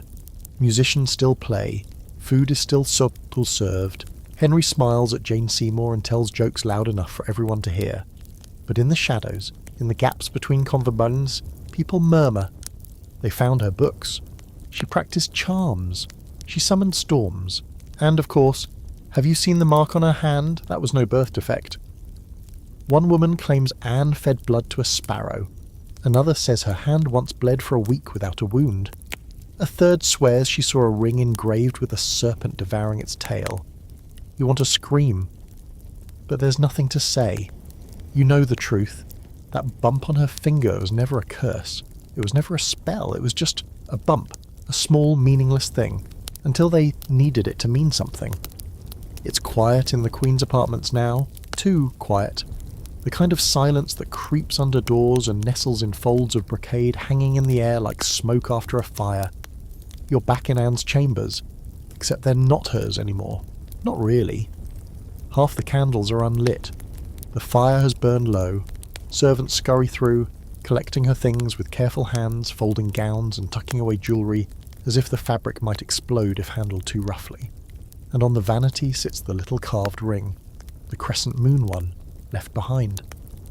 Anne Boleyn has been taken to the tower, not officially imprisoned, not yet, but removed, contained, and the court is spinning fast like a wheel that's finally come off its axle. You wander through the great hall where a tapestry depicting St. George slaying the dragon now looks way too on the nose. Henry hasn't said much, not publicly, but he's smiling. Too much. Like someone who's just been handed a solution before he even asked for one. And now the rumours are no longer subtle. They've bloomed like rot in a cellar. She seduced her own brother. She bewitched the king. She kept the blood of virgins in a silver goblet. She had a mark on her hand that glowed when she lied. That last one spreads fast, and people believe it. Of course they do, because it's so much easier to believe a woman has a devil's mark than to believe she got this far on wit and charm alone. The hand, the ring, the soft little bump, it's become a weapon. Not Anne's, theirs. But let's rewind a little. Before the tower, before the scandal, there's another moment. One that doesn't make it into the official chronicles, but you see it all the same. The night after Anne is accused of treason and adultery, still untried, unproven, she is allowed a visit with her daughter. You're there in the nursery, hidden in the shadow between 2 curtains. The room is dim, filled with the gentle, rhythmic breath of a sleeping child. Elizabeth lies in a cradle carved with vines and Tudor roses, a pale blue blanket tucked beneath her chin. Anne leans over her with a look on her face that's hard to name. Not fear, not sadness, something deeper, a kind of exhausted clarity. She whispers to her daughter, Not nonsense, not lullabies, just words. They'll say things about me, she says softly. They already are. That I was cruel, that I sinned, that I had a hand cursed by the devil. She lifts her left hand, pale in the candlelight. The bump glistens faintly. Sweat or tears, or both. But this hand held you, she says, and you are not cursed. Then she takes the crescent ring from a pouch in her sleeve, presses it gently into the folds of Elizabeth's blanket, and walks away without looking back. The next morning Anne is escorted to the tower under heavy guard. Not through the main gates, but by barge on the Thames, because apparently when the state wants to arrest you, it also wants to make an aesthetic event out of it. You float beside the boat as it cuts through the grey water, Anne sitting rigid in her cloak, her hands folded in her lap. She wears no jewellery, no crown, just her old court gown from before she became queen, green, simple, almost plain. She does not cry. The tower rises ahead of her like a ghost with teeth. When she arrives, she's led through the court gate, the entrance traditionally used for traitors. It's symbolic. It's cruel. It's exactly the kind of move Henry's court likes. And when she enters her chambers, which used to house visiting royalty and are now little more than gilded cages, she turns to the captain of the guard and asks very calmly, "Am I to be allowed pen and ink?" He says yes, but you know he hopes she writes something damning. The trial is still days away, but the groundwork has already been laid. They've rounded up her alleged lovers, musicians, courtiers, even her own brother, George. None of it makes sense. The timelines don't add up.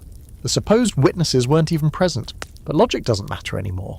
The decision's already made. The trial is a script. The ending, already written. And in the court, Henry is visibly moving on. Jane Seymour now walks beside him like a shadow with golden hair and a tendency to look away when people speak to her. She never raises her voice. She never debates. She is everything Anne is not. And that's the whole point. At dinner, courtiers tell jokes at Anne's expense. One man says she once made a meal fly off the table just by raising her left hand. Another claims her finger once whispered to him. Nobody questions the absurdity anymore. Anne Boleyn has become a caricature, a warning, a witch-shaped cautionary tale. The shape is unmistakable. 5 fingers, and the ghost of a 6th. That night you find yourself back in the palace. Elizabeth is asleep. The crescent ring glimmers beside her. You realise suddenly that the legend won't end here. Anne may lose her title, her life of her place in court, but the stories will keep going. The girl in the cradle, she'll grow into them. She'll carry that strange little ring, or maybe just the idea of it. And someday, long after the blood has dried on the scaffold, people will tell tales about the queen who had a 6th finger, who bewitched a king, who birthed an empire in a world that tried to break her. And maybe, just maybe, they'll remember the truth buried beneath the gossip. She was brilliant, she was bold, and she only ever needed one hand to shake a throne. The tower doesn't sleep. Not really. Even in the deep of night it breathes. The stones creak and sweat. The wind hums through the arrow slits with a low, persistent moan, like the ghosts themselves are whispering bedtime stories to the condemned. You drift through the shadowed hallways, down narrow stairs, past flickering torches and guards who refuse to meet each other's eyes. No one wants to be the one who says her name out loud, not in this place, not tonight. Anne Boleyn is here, and that means the tower has teeth again. Her chambers are small but clean. No chains, no dungeon walls, but no dignity either. A bed, a table, a prayer book. A single chair where she sometimes sits, motionless, eyes fixed on the slit of sky visible through the high window. She hasn't cried. Not once.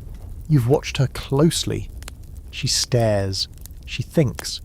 She clenches and unclenches her left hand. The bump is still there. Quiet and round, like a secret pressing its face against the veil of history. Tonight, though, something changes. It's long past midnight when Anne bolts upright in bed.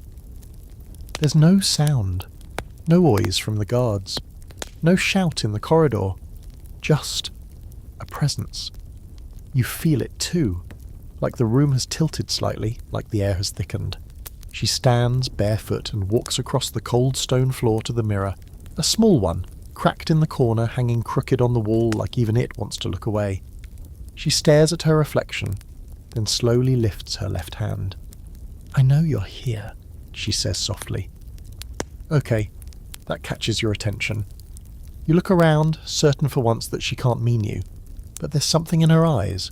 Not fear, not madness, something calm, steady. She opens a drawer and takes out a ring, the crescent one you thought she'd left behind. Turns out she took it after all.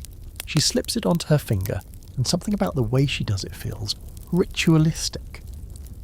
They'll tell stories about this, she says, still not looking at you. About the mark, the claw, the proof.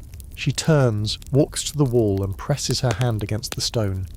Her fingers splay, her palm flattens, and just for a moment, one quick gut-deep moment, you swear the bump moves. You blink. Hard. Nothing. Just her hand. Anne turns back toward the bed. She sits. She begins to speak. There's a ghost in the nursery, she says. Okay, now she's just showing off. I used to feel it. She continues, when I carried Elizabeth. Not every night, but sometimes, when the wind came through the shutters, there was something watching. She's not talking to you. She's talking to the thing you didn't see, or maybe she is talking to you and you're just not the ghost she means. Either way, the air in the room shifts again. There's a pressure behind your eyes, like you're standing too close to something powerful and very old. And then Anne tells you a story. When I was a girl, still in France, there was a midwife, she says, looking past you. She examined my hand and crossed herself 3 times, called it a witch's eye, told me it could see more than the rest of me ever would. She flexes the pinky. The bump shines in the moonlight. I thought she was mad, but sometimes I see things in dreams. A sword, a lion, a girl on a throne, alone. She says this so softly you almost don't catch it. She has my eyes, Anne whispers, but she doesn't cry. You know who she means. You've known since the cradle. But hearing her say it aloud chills you straight to the bone. Elizabeth. The future no one sees coming. The Queen Anne will never meet. But somehow, Anne knows. Downstairs, footsteps. The guards have returned. They bring food and blank expressions. Anne doesn't speak to them. She lifts the lid of the tray, inspects the bread, the fruit. Then she picks up a pear, turns it in her hand and frowns. You squint. It's bruised, deep dark near the stem. Not unusual, except that Anne stares at it too long. Then she sets it down, untouched. Later, when the guards leave, she murmurs, "That's twice now." And just like that, another legend falls into place. See, there's an old fringe theory, one too weird for the textbooks but too persistent to vanish, that Anne was slowly poisoned during her time in the tower. Nothing dramatic, no frothing at the mouth, just subtle decay, bruised fruit, clouded water. It sounds ridiculous until you see how careful she is now, how little she eats. You can't tell if she's paranoid or aware of something everyone else is ignoring. The next night it happens again. Another piece of fruit. Another bruise in the same spot. She doesn't touch it. She just lifts her hand, turns it palm up and traces the ring with her thumb. Not absent-mindedly, deliberately, and you drift closer. The ring is glowing again. Not literally, not like a lantern. But something in the gold catches the candlelight and refuses to let go.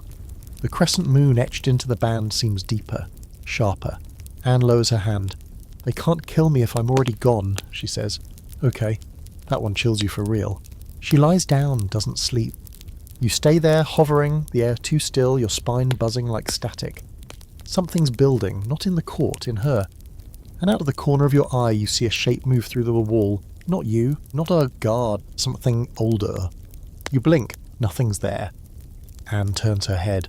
Her eyes meet yours. "She's coming," she whispers, and you finally realise she's not afraid of death. She's waiting for it. The morning is pale and glassy, like the sky has forgotten how to colour itself in. The tower courtyard sits heavy in the hush before movement, before orders, before the rusted wheels of justice clatter to life. You're floating above the stone pathway, following the guards as they mutter and shift their halberds nervously. They've heard what's coming, of course they have. The whispers get to everyone eventually, even the men paid to pretend they're deaf. Anne Boleyn's trial is near. The Queen is accused not only of adultery and incest, but of sorcery too. Naturally, because when you can't kill a woman for being smarter than the king, you kill her for magic. And that hand is part of the evidence. You slip into the chapel where a handful of men are talking. Sir Thomas Audley is there, Lord Chancellor and professional moral contortionist. He's leaning over a list of charges so absurd they might as well include turned wine into frogs and rode a broom through Parliament. The supposed lovers are listed: Mark Smeaton, the court musician, Henry Norris, a close friend of the King, Francis Weston, William Brereton, and of course George Boleyn, her brother. You'd laugh if it weren't so obvious what's happening. These details, Audley mutters, we must ensure they align, at least appear to. His clerk nods. Another man asks, "And the mark? Shall we mention it in testimony?" Audley leans back. "Only if necessary. It could be effective." And there it is. Not proof. Not fact. Effective. The physical evidence of a birth anomaly, or possibly nothing at all, has become a theatrical prop. Not a sixth finger. Not a bump. A tool. A symbol they can wave around when the truth doesn't deliver the drama they need. The trial is set in the King's Hall inside the tower. You're there, hovering above the wooden floor, beside the stained windows, watching the audience arrive. Nobles with curious eyes, clergymen pretending to be neutral, courtiers already sniffing the favour of the next queen. Anne is led in, shoulders straight, eyes cool. She wears a gown of deep grey, almost silver, her French hood sharp against her cheekbones. She looks tired, but not broken. And then, for the first time in public, she raises her left hand high as she takes her oath. The room stills. There it is. The hand. Uncovered. Ringless. Pale. You wait for the collective gasp, but no one makes a sound, because the hand is just that. A hand. 5 fingers, a small curve near the pinky, yes, but nothing grotesque. Nothing demonic. If anything, it's elegant. A flaw so subtle you wonder how it ever became legend. And that, maybe, is the answer. It's just strange enough to become what people need it to be. Anne gives her oath, voice steady. "I swear I am innocent of these charges," she says, her words echoing like slow thunder. "I have been a faithful wife to His Majesty, and I have never, never practiced any manner of witchcraft." You watch the men squirm. They know it's falling apart, the evidence doesn't line up, the dates are wrong. The witnesses contradict themselves.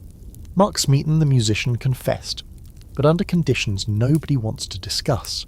It's all mud and smoke, but it doesn't matter. The verdict was written before she ever stepped into the room. Still, Anne fights, she cross-examines, she questions, she reminds them of who she is.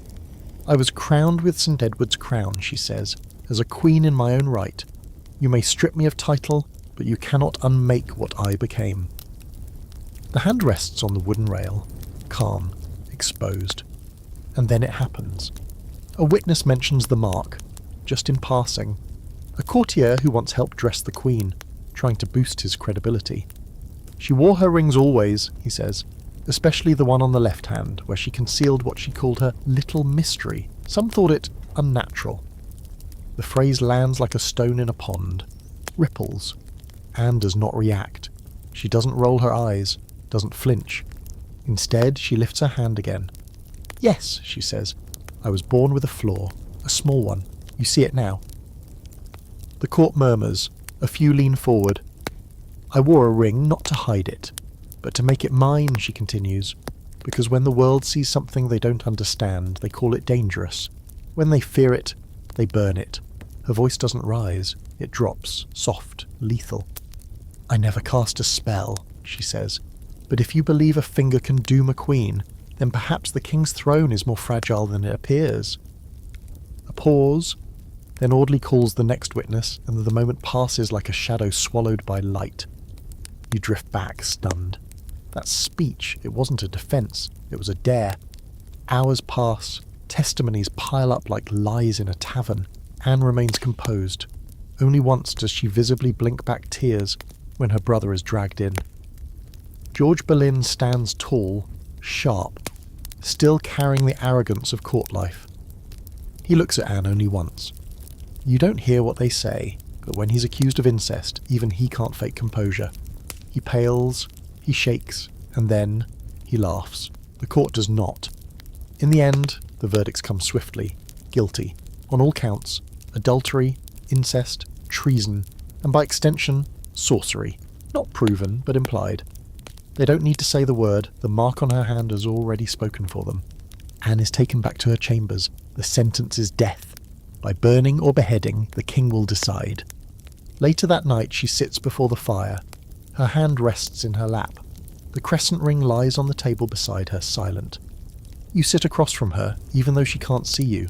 Or maybe she can, maybe she always has. I thought the crown would silence them, she says quietly, but it only made them louder. She picks up the ring and slips it on one last time.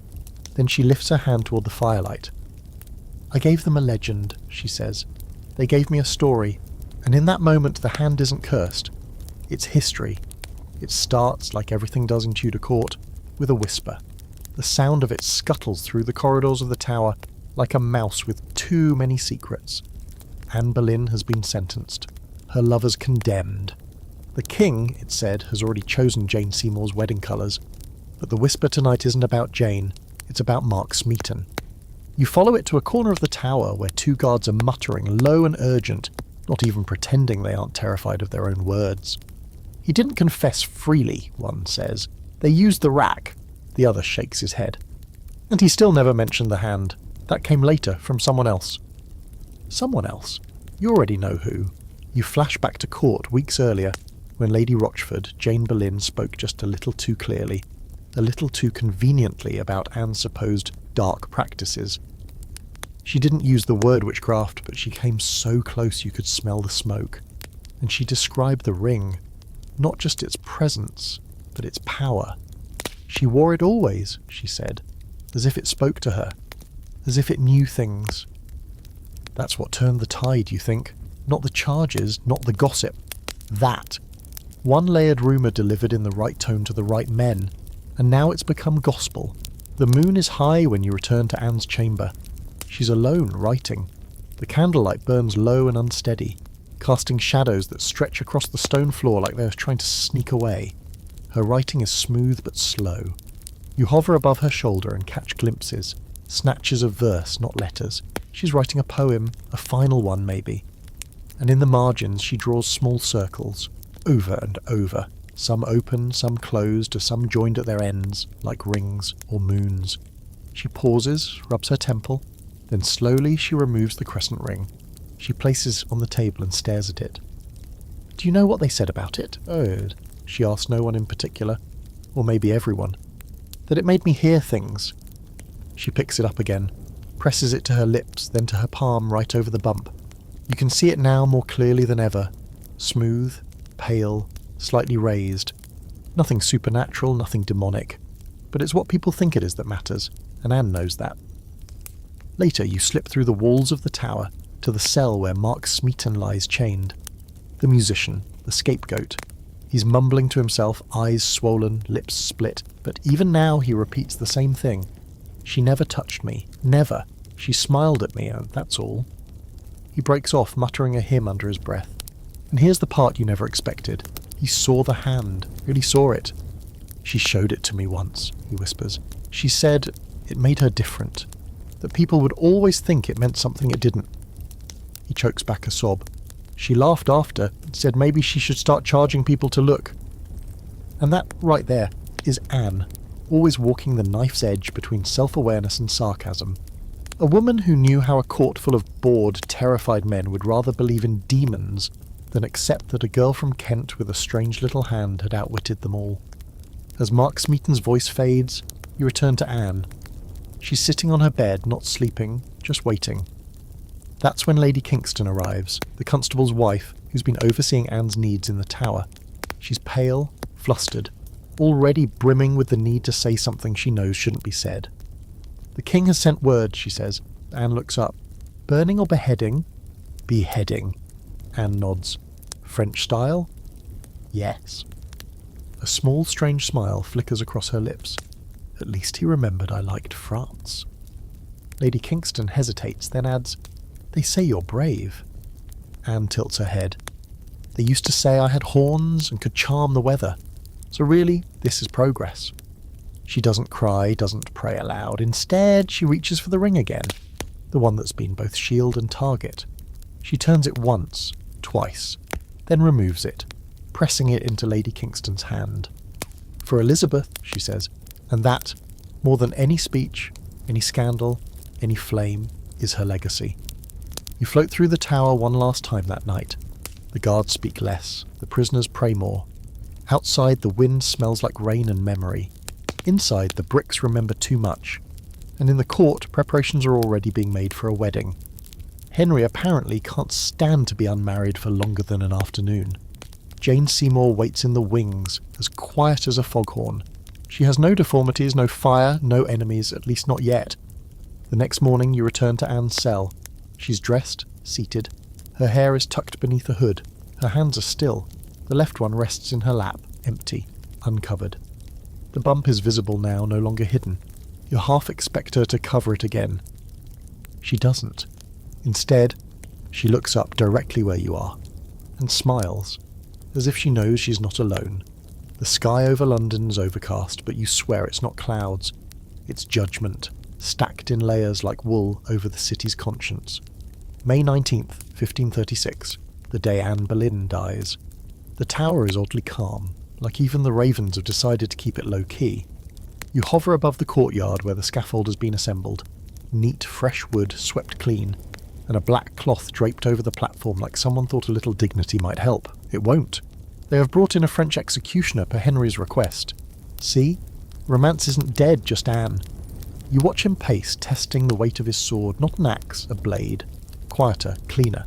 Anne doesn't know him. He doesn't know her. He's been paid well. He's been told to make it quick.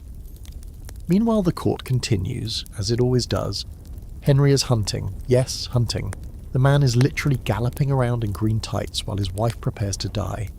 Jane Seymour waits quietly in the wings, like a particularly obedient fern already fitted for wedding robes. The wedding license was drafted before the trial even ended. Nothing personal, just statecraft. Just another throne vacancy to fill. But let's stay with Anne. She's awake before dawn. She's been up for hours. Praying, yes, but also thinking. Not panicking, not bargaining. Just turning over the last years of her life like pages in a book she's already memorised. You're sitting by the window, the one that lets in the pinkish morning light through cracked stone. She doesn't acknowledge you, but she knows you're there. "I dreamed of water," she murmurs. "I was floating, holding Elizabeth. She didn't cry." You listen. "She had my hands," Anne says, and finally she lifts her left one, holding it up in the sunrise. The bump is still there, as it's always been. Smaller maybe, or maybe the world just looks at it differently now that everything else is unravelling. Lady Kingston helps her dress. A grey gown with fur trim, understated. Queenly but no longer royal. Anne requests no veil. She wants her hair shown, tied back, tidy. She arranges her sleeves so her hands are visible. And yes, she slips on one ring. Not the crescent moon, the flame. It slips over the curve of her pinky like it belongs there. Like it always has. And then she walks. The pathway from her chambers to the scaffold is short but eternal. You walk beside her, your ghost feet brushing the ground, though hers are silent. Everyone watches. The crowd is massive. Nobles, servants, soldiers, strangers. Some are there out of loyalty, some curiosity, some malice. Most have no idea what they're witnessing. Anne climbs the steps of the scaffold with the ease of someone mounting a stage. And maybe that's what this is. Her final performance. Her last monologue. She turns to the crowd and speaks. Her voice is clear, sharp as crystal. They say ghosts don't rest in the Tower of London. Too much blood in the bricks. Too many final breaths trapped under the floors. But it's not the moans or the clanking chains that stay with you. It's the way the air shifts when someone speaks her name. Anne. Just Anne. Not Queen Anne. Not Lady Rochford's sister-in-law. Not the whore. Not the witch. Just Anne.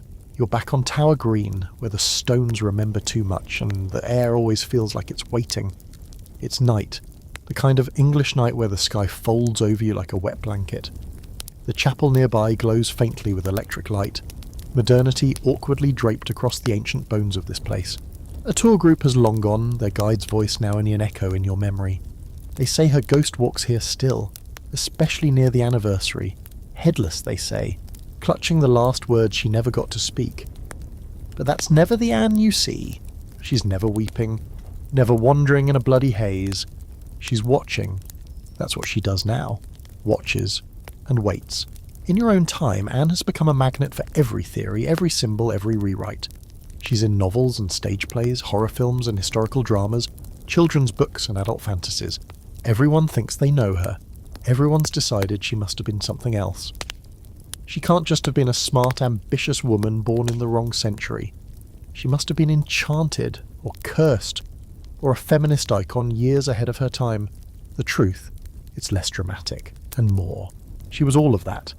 And none of it. Because Anne Boleyn never got to own her story, not fully. From the moment she arrived at Henry's court, her narrative belonged to other people. The courtiers, the poets, the ambassadors, the men in feathered hats who scrawled things like, "She seduced the king with her dark French wiles," even though she probably just raised her eyebrow once and didn't laugh at his jokes. But now, in the strange afterlife of memory, Anne is everywhere. You wander through a university library where a student pulls a book off the shelf titled Tudor Queens, Scandal and Sovereignty. She flips to the Anne chapter and reads aloud. Anne Boleyn's most controversial feature may have been her alleged sixth finger, a sign to some of demonic influence, but to others a mark of divine uniqueness. She laughs and murmurs, "Witchy queen," and underlines the word unique. Nearby, a man at his desk scrolls through a list of baby names on his phone. He pauses at Anne, taps it, keeps scrolling. The name still holds. In pop culture, she's been reimagined dozens of ways. Anne the seductress, Anne the martyr, Anne the political genius, Anne the victim, Anne the clawed sorceress with moonstone eyes and a ring made from the soul of her last lover. Seriously, there's a graphic novel. And yet, in all those depictions, the hand remains, the ring remains. That little anomaly has outlived everything else. It's become shorthand for mystery, for other menace. In some circles, it's even a symbol of resistance. The Boleyn bump, as they call it online, has become an emblem worn on pendants and tattoos. A curled pinky drawn in simple lines, wrapped in a ribbon that reads, "I'm not here to be palatable." Anne would probably love that, or roll her eyes and say, "It took you long enough." Back in the tower, you return to the chapel. It's empty now, quiet except for the tick of the security lights warming up.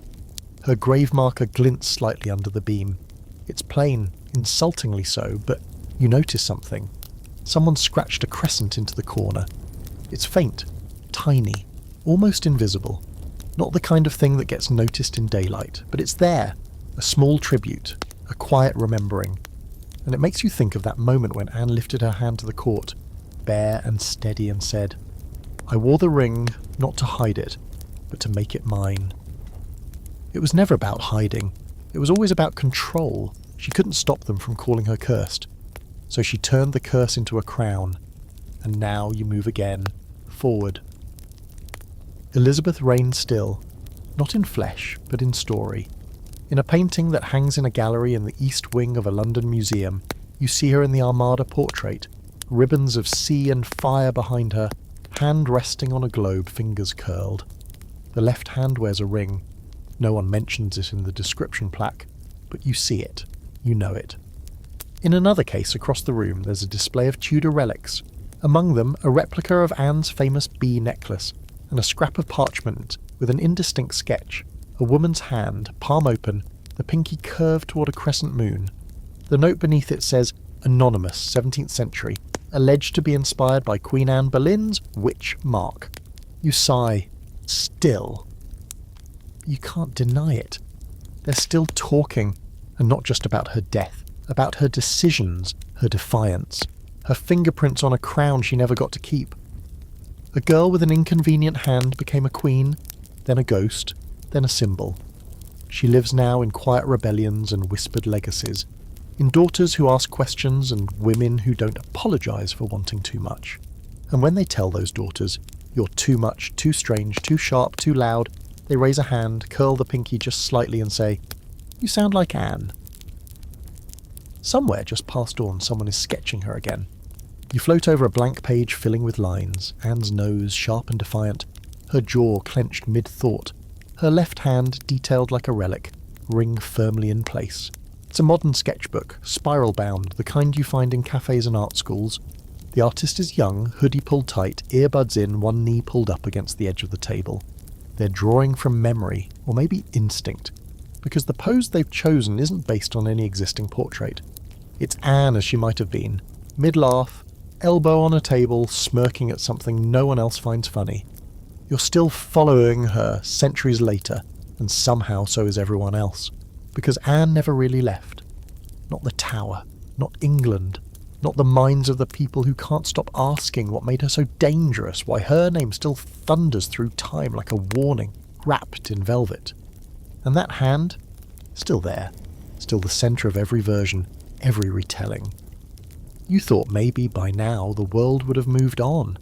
But history isn't linear, it loops, and Anne's legend keeps coming back like a comet that refuses to burn out. In a podcast studio lit with blue LEDs, two historians are mid-debate. One insists that the sixth finger was nothing more than posthumous slander, another symptom of the Tudor smear machine. The other leans into the mic and says, "Okay, but what if it was real? What if she did have a small bump or nodule on her hand and instead of hiding it, she weaponized it?" Pause. You mean like, turned it into power? Exactly. They call it the Boleyn method. It catches on. Elsewhere, in a bookstore near Hampton Court, a new biography sits in the front window. Anne Boleyn, the queen they feared. On the cover, a shadowed face, just the hint of a smirk, and, of course, the silhouette of a hand. 5 fingers, one subtly curled, a ring glowing faintly as if backlit by defiance. The cashier tells a customer it's the 3rd reprint in 6 months. "I don't get it," the woman says. "Why her? She's been dead for 500 years. The cashier just shrugs. She doesn't act like it. In yet another corner of the world, a classroom of teenagers watch a documentary where an actress in a French hood whispers, "Let them believe I was a witch. It's easier than telling them I was just smarter than they were." The kids laugh, but it's the kind of laugh that has teeth. A girl in the front turns to her friend and says, "Queen energy." And there it is again, the quiet resurrection. Not in the books, not in the speeches, in the small things, the t-shirts, the memes, the tattoos inked on collarbones and wrists, rings of fire, hands curled like taut secrets, crescent moons etched behind ears. You pause beside a woman on the tube, her head resting against the window, her fingers folded in her lap. On her left hand, a small gold ring with a tiny bump of a pearl, right where the pinky curves. You tilt your head. Coincidence? Maybe, but when she looks up, you see it, the same eyes, that same trace of something ancient, elegant, and untamable. Anne lives in thousands of women now. Women who demand answers, who speak too clearly in meetings, who stare at a second too long, who laugh without apologising. Women who raise daughters and tell them, be clever, be sharp, and if they call you cursed, say thank you. And still the stories come. In Edinburgh, a theatre company stages a play where Anne survives, escapes the Tower, vanishes into Europe, starts a quiet revolution through whispered letters and secret rings. At intermission, a girl asks her mother if it's based on a true story. The mother says, "Not exactly, but maybe it should have been." Back in London, in the Tower itself, a guide tells a group of visitors that no one truly knows where Anne's ring went, that it's been missing for centuries, that it could be anywhere, or with anyone. He smiles. Maybe someone here is wearing it now. The group laughs, and you watch them all glance down at their hands. A little girl whispers to her sister, "I bet I have it." Her sister says, "No way, you'd feel it." But maybe you don't. Maybe the power isn't in the ring at all. Maybe it's in the knowing. Because here's the truth. The hand was never monstrous. The ring was never cursed. The bump was never proof of evil. It was just Anne's. And what scared them wasn't the anomaly. It was the fact that she wore it like it mattered. She never asked to be feared. She just didn't bother making herself small. And in a world that only praised silent women and sons, that was all it took. Now, centuries later, you return to the chapel one last time. The plaque remains, simple, steady, still bearing her name, still holding her bones. But above it, carved into the corner of the wooden beam, faint, like someone did it with a fingernail, you see it. A single word. Mine. That's what she said over and over in everything she did. This mind, mine. This body, mine. This story, mine. This hand, this ring, this mark, mine. And now the world is finally catching up. The sword is long gone. The one that ended Anne's life, French-forged, sharp as pride, swung with a professional detachment, was packed away after her execution, used again maybe once or twice, then lost to time, or melted down, or hanging on some estate wall passed off as a family heirloom, without anyone really knowing its full history. But you still feel it, not in the blade itself, but in the pause that followed, the way the air held still, the way the crowd didn't cheer, the strange collective realization that something had just ended that couldn't be undone. But today, you're not in the tower, not in court, not in any castle.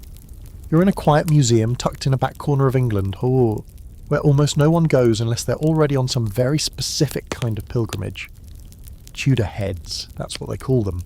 The ones who know too much about this family, who whisper about the six wives like they're personal drama and not actual state-sanctioned tragedy. A woman leads the tour, her voice smooth and sure. She knows the stories, but she adds just a little something extra. She whispered something just before the blade fell, she says, leading the group past a replica of the scaffold. They say it wasn't a prayer, wasn't a cry, just a name. Everyone leans in. Of course they do. No one can resist a final word. The guide lowers her voice. Elizabeth. Silence. Then someone scoffs. But Elizabeth was just a baby. Why would Anne? Because, the guide says, eyes flicking to the floor, she knew the world would try to erase her, and she wanted her daughter to remember. You're nodding. She's not wrong. The last thing Anne Boleyn gave the world wasn't a speech or a curse or a flinch. It was a legacy. And if you follow that legacy, trace it forward, you find Elizabeth, of course, the child no one expected to survive court life, let alone rule. A girl shuffled aside, deemed illegitimate, educated in quiet corners of palaces, taught to smile but not speak, until she did both, with terrifying precision. But today isn't about Elizabeth, today's about you. Because somewhere along the way, this stopped being Anne's story and started becoming yours. You who can't stop reading about her. You who catch your breath when someone says her name. You who stared just a little too long at your own hands in the mirror after hearing the 6th finger rumour and wondered, what would I have done? Anne made you wonder, and she did it on purpose. Like you walk through the museum, alone now. The crowd has wandered off toward Henry's armour, which gleams too brightly and smells like effort. But here, in this quiet alcove, there's a glass case with a velvet stand. Inside, a ring, or the ring? They say it's a replica, but you're not so sure. It's gold, slim, carved with a tiny crescent. The description reads, inspired by a lost ring, allegedly worn by Anne Boleyn, rumoured to conceal a mark upon her hand. The font is too formal, the plaque too careful, but the ring itself feels alive. You lean in, and for just a second you swear it pulses, a single warm blink of light. You step back, you're alone in the room, and yet not entirely, because when you turn, there's Anne. Not a ghost, not a figure in full Tudor drag, just Anne, as she must have been once, before the whispers, before the throne, before the tower. Standing with her arms crossed, brow arched, a look that says, so? Are you going to make yourself useful or just stand there gawking? You blink, she's gone, but you feel different. You think of all the times they said Anne couldn't possibly have done what she did without help, without sorcery, without some kind of unnatural force. But what if the unnatural thing wasn't the ring, or the hand, or the supposed 6th finger? What if the unnatural thing was her clarity? Because Anne saw everything too clearly. She saw how fragile Henry's ego really was, saw how easily the court could turn on charm or fear, saw how men clung to daughters when they were convenient and discarded them the moment that they stopped smiling. She saw herself and didn't flinch. That's what the ring represented. Not magic, not a curse, not protection, presence. A declaration, I exist, and you cannot make me small. Even in death that presence lingers. You return to the tower one last time, if only in thought. You stand in the chapel where she lies, and you stare at the stone floor until your eyes blur. You imagine what it would be like to brush your hand against the spot, to feel something come awake in your bones. But instead, you whisper, Anne. Just that. And maybe she hears it. Maybe wherever she is now, woven into the seams of history, drifting between pages and portraits, she hears you. And she nods, just once, and then she turns away, Not because the story's over, but because it's yours now. It begins again with a return. You're not sure how you got here, not really, but suddenly you're walking through the grounds at Hever Castle, Anne's childhood home, or at least the place where they like to say she came of age, as if the beginning of a woman's life only starts when a man notices. It's quieter than the tower, more peaceful, but the walls still carry her name like an echo that refuses to settle. You drift between box hedges and stone fountains, past tourists nibbling on shortbread from the cafe and couples arguing over whether they've seen enough history for one day. You ignore them, you're here for her. Not the crowned version, not the trial, not the ghost in the chapel. You're looking for Anne before, when she was just a girl with dark hair, a sharper than average tongue, and an uncomfortably loud mind. A girl who saw the world not as it was, but as it could be, if someone dared to lean into the edges. The house has been made too clean, of course, restored for polite consumption. None of the actual dust, none of the blood. But in the long gallery, where the family portraits hang like a self-congratulatory scroll, you find her face again. Not the wide-eyed innocence of Mary, not the solemn lines of Elizabeth, but Anne. That slight smirk. The unmistakable air of I know something you don't, and I'm deciding whether to tell you or use it against you. Beneath the painting is a little plaque. It reads, Anne Boleyn, c. 1501-1536, Queen Consort of Henry VIII, mother of Elizabeth I. So neat, so sterile, no mention of the accusations. The hand, the ring, the tower, the sword. You wondered what she would have made of that. And then, across the room in a dusty display case pushed toward the back, you spot it. Not the crescent ring, another one. It's gold, plain, worn smooth with time. The card beneath it says, you tilt your head, squint. The ring is smaller than you expected. It would barely fit a modern pinky. But there's something etched inside the band, so faint you almost miss it. One word. Truth. You stare at it for a long time. You wonder who wore it. If it was Anne's, or her mother's, or someone else entirely. You imagine her slipping it on in secret before facing a court full of enemies, or hiding it in the hem of her gown the day she was taken to the tower. Truth, not power, not vengeance, not witchcraft. Truth. Maybe that was the real magic. You leave Hever Castle with your hands empty but your head full. As you walk back through the gates, you pass a young couple posing for a selfie. The woman is wearing a modern version of a Tudor hood, smiling over her shoulder. Her hand is visible, resting on the stone wall, fingers relaxed, pinky slightly curved inward. You stop. She catches your glance. What? She says, half smiling. You just shrug. Nice ring, you say. She looks down. Thanks, my mum gave it to me. Said it used to be hers. I don't know where she got it. You nod. Looks like it fits. She holds your gaze for half a second too long. Like maybe she knows what you're not saying. That night, back in your own bed, you can't sleep.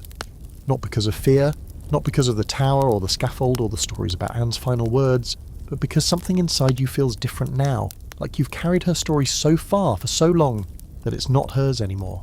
It's yours. You reach for your phone, scroll through a dozen articles, blog posts, comment threads, all of them fighting over her.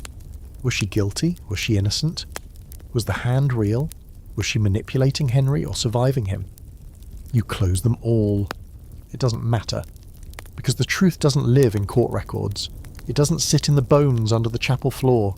It doesn't wear a crown or swing a sword or scratch its head wondering what history will make of it. The truth lives in the way she walked into death with her back straight and her hands visible. The truth lives in the daughter she left behind, who ruled not like a man, but like a woman who owed no one an apology. The truth lives in the ring that keeps appearing, worn by strangers who don't know they're carrying it, hidden in museum cases, whispered about in cafe corners and academic halls. And it lives in your hand, now curled loosely around your bedsheet, your pinky tucked ever so slightly toward your palm. You don't know why you did that. You don't know what it means, but maybe you don't have to. Because Anne's story has never been about conclusions, it's been about echoes, ripples, flickers of a woman too large for the cage they tried to build around her. And now, you're part of that ripple. You've heard the whispers. You've walked the halls. You've seen the hand, the ring, the curve, the flame. And maybe, just maybe, she's still watching. Smirking from the corners of history, waiting for you to decide what to do next. You return to the tower for the last time.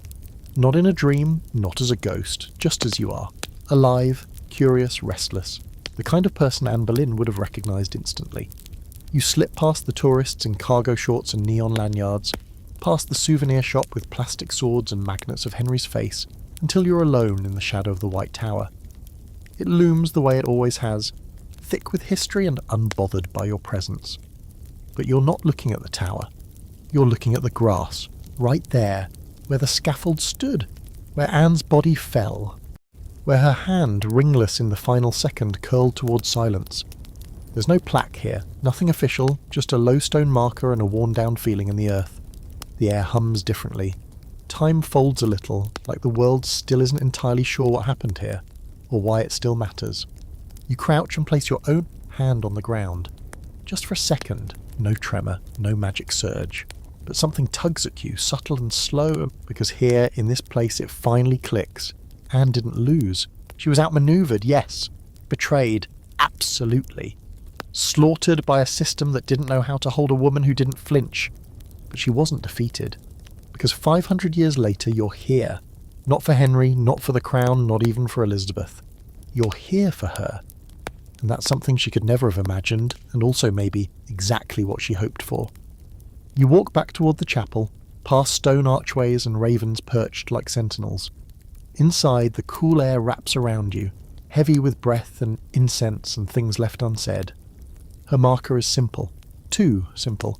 You've seen napkin doodles with more personality, but it's there. Her name, her dates, her place in the impossible story of England. You sit beside it, not on it. That feels wrong. You sit near her instead, and you think.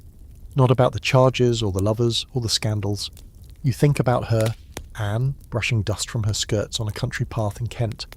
Anne, crossing the sea to learn how to flirt in French and pray in Latin.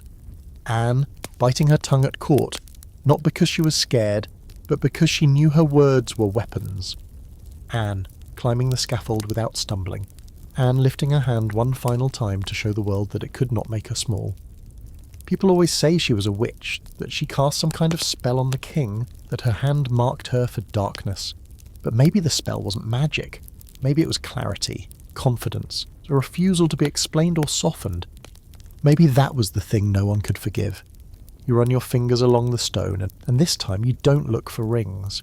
You look for fingerprints, impressions, some lingering sign that she touched the world hard enough to leave a dent. And then, slowly, you rise. There's no ceremony, no grand epiphany, no flash of ghostly light. Just the sense that someone sees you, someone approves. And in your pocket, something small and warm presses against your palm. You pull it out. It's the ring, her ring, the crescent, the one they never found. You have no idea how it got there. Maybe it's a replica. Maybe it's a gift shop trick. Maybe it's something older than either. But it's in your hand now, and it fits. You slip it on your left pinky. It catches the light just once, just enough to make you wonder if it knows. Then you walk outside, and the air is fresher. London moves like it always does, impatient and unstoppable. But you're different. Not louder, not brighter, just steadier. Like you know something they don't. Like you're carrying a name, a story, a smirk. Anne Boleyn doesn't need revenge. She has you. She has everyone who looks at their difference and says, "Make of this what you will, but it's mine." She has every person who refuses to shrink, every voice that doesn't apologize for being too clear, every hand that carries her story forward, quietly and without permission. Because history doesn't end, it echoes. And tonight, if you listen just close enough, you might hear it. Not a cry, not a curse, a whisper. So, that's it. Anne Boleyn's story. The real one, the twisted one, the whispered one, has been laid out like a threadbare tapestry, every stitch, just a little frayed from centuries of fingers tugging at it. You've followed her through royal halls and tower shadows, through court games and candlelit legends, through her rise, her fall, her daughter's triumph, and all the stories the world insisted on adding after she was gone. You've seen the way truth warps, the way myths grow through its teeth, and how a single hand, bent, flawed, perhaps marked, can ripple through half a millennium of imagination. And now it's yours to carry. Not just Anne's death, but her refusal to die in the ways they hoped. The way she lives not in sainthood, but in defiance. The way she left behind a daughter, a ring, and a silence that still makes people lean in and whisper. Because what scared them most wasn't her ambition, or her wit, or even her mind. It was her clarity, her refusal to bend, her ability to say, "This is who I am, and I'm not asking permission to exist." So if you're still awake, and honestly how, maybe it's time to loosen your grip on all of it. Let the past settle into the soft, slow part of your thoughts.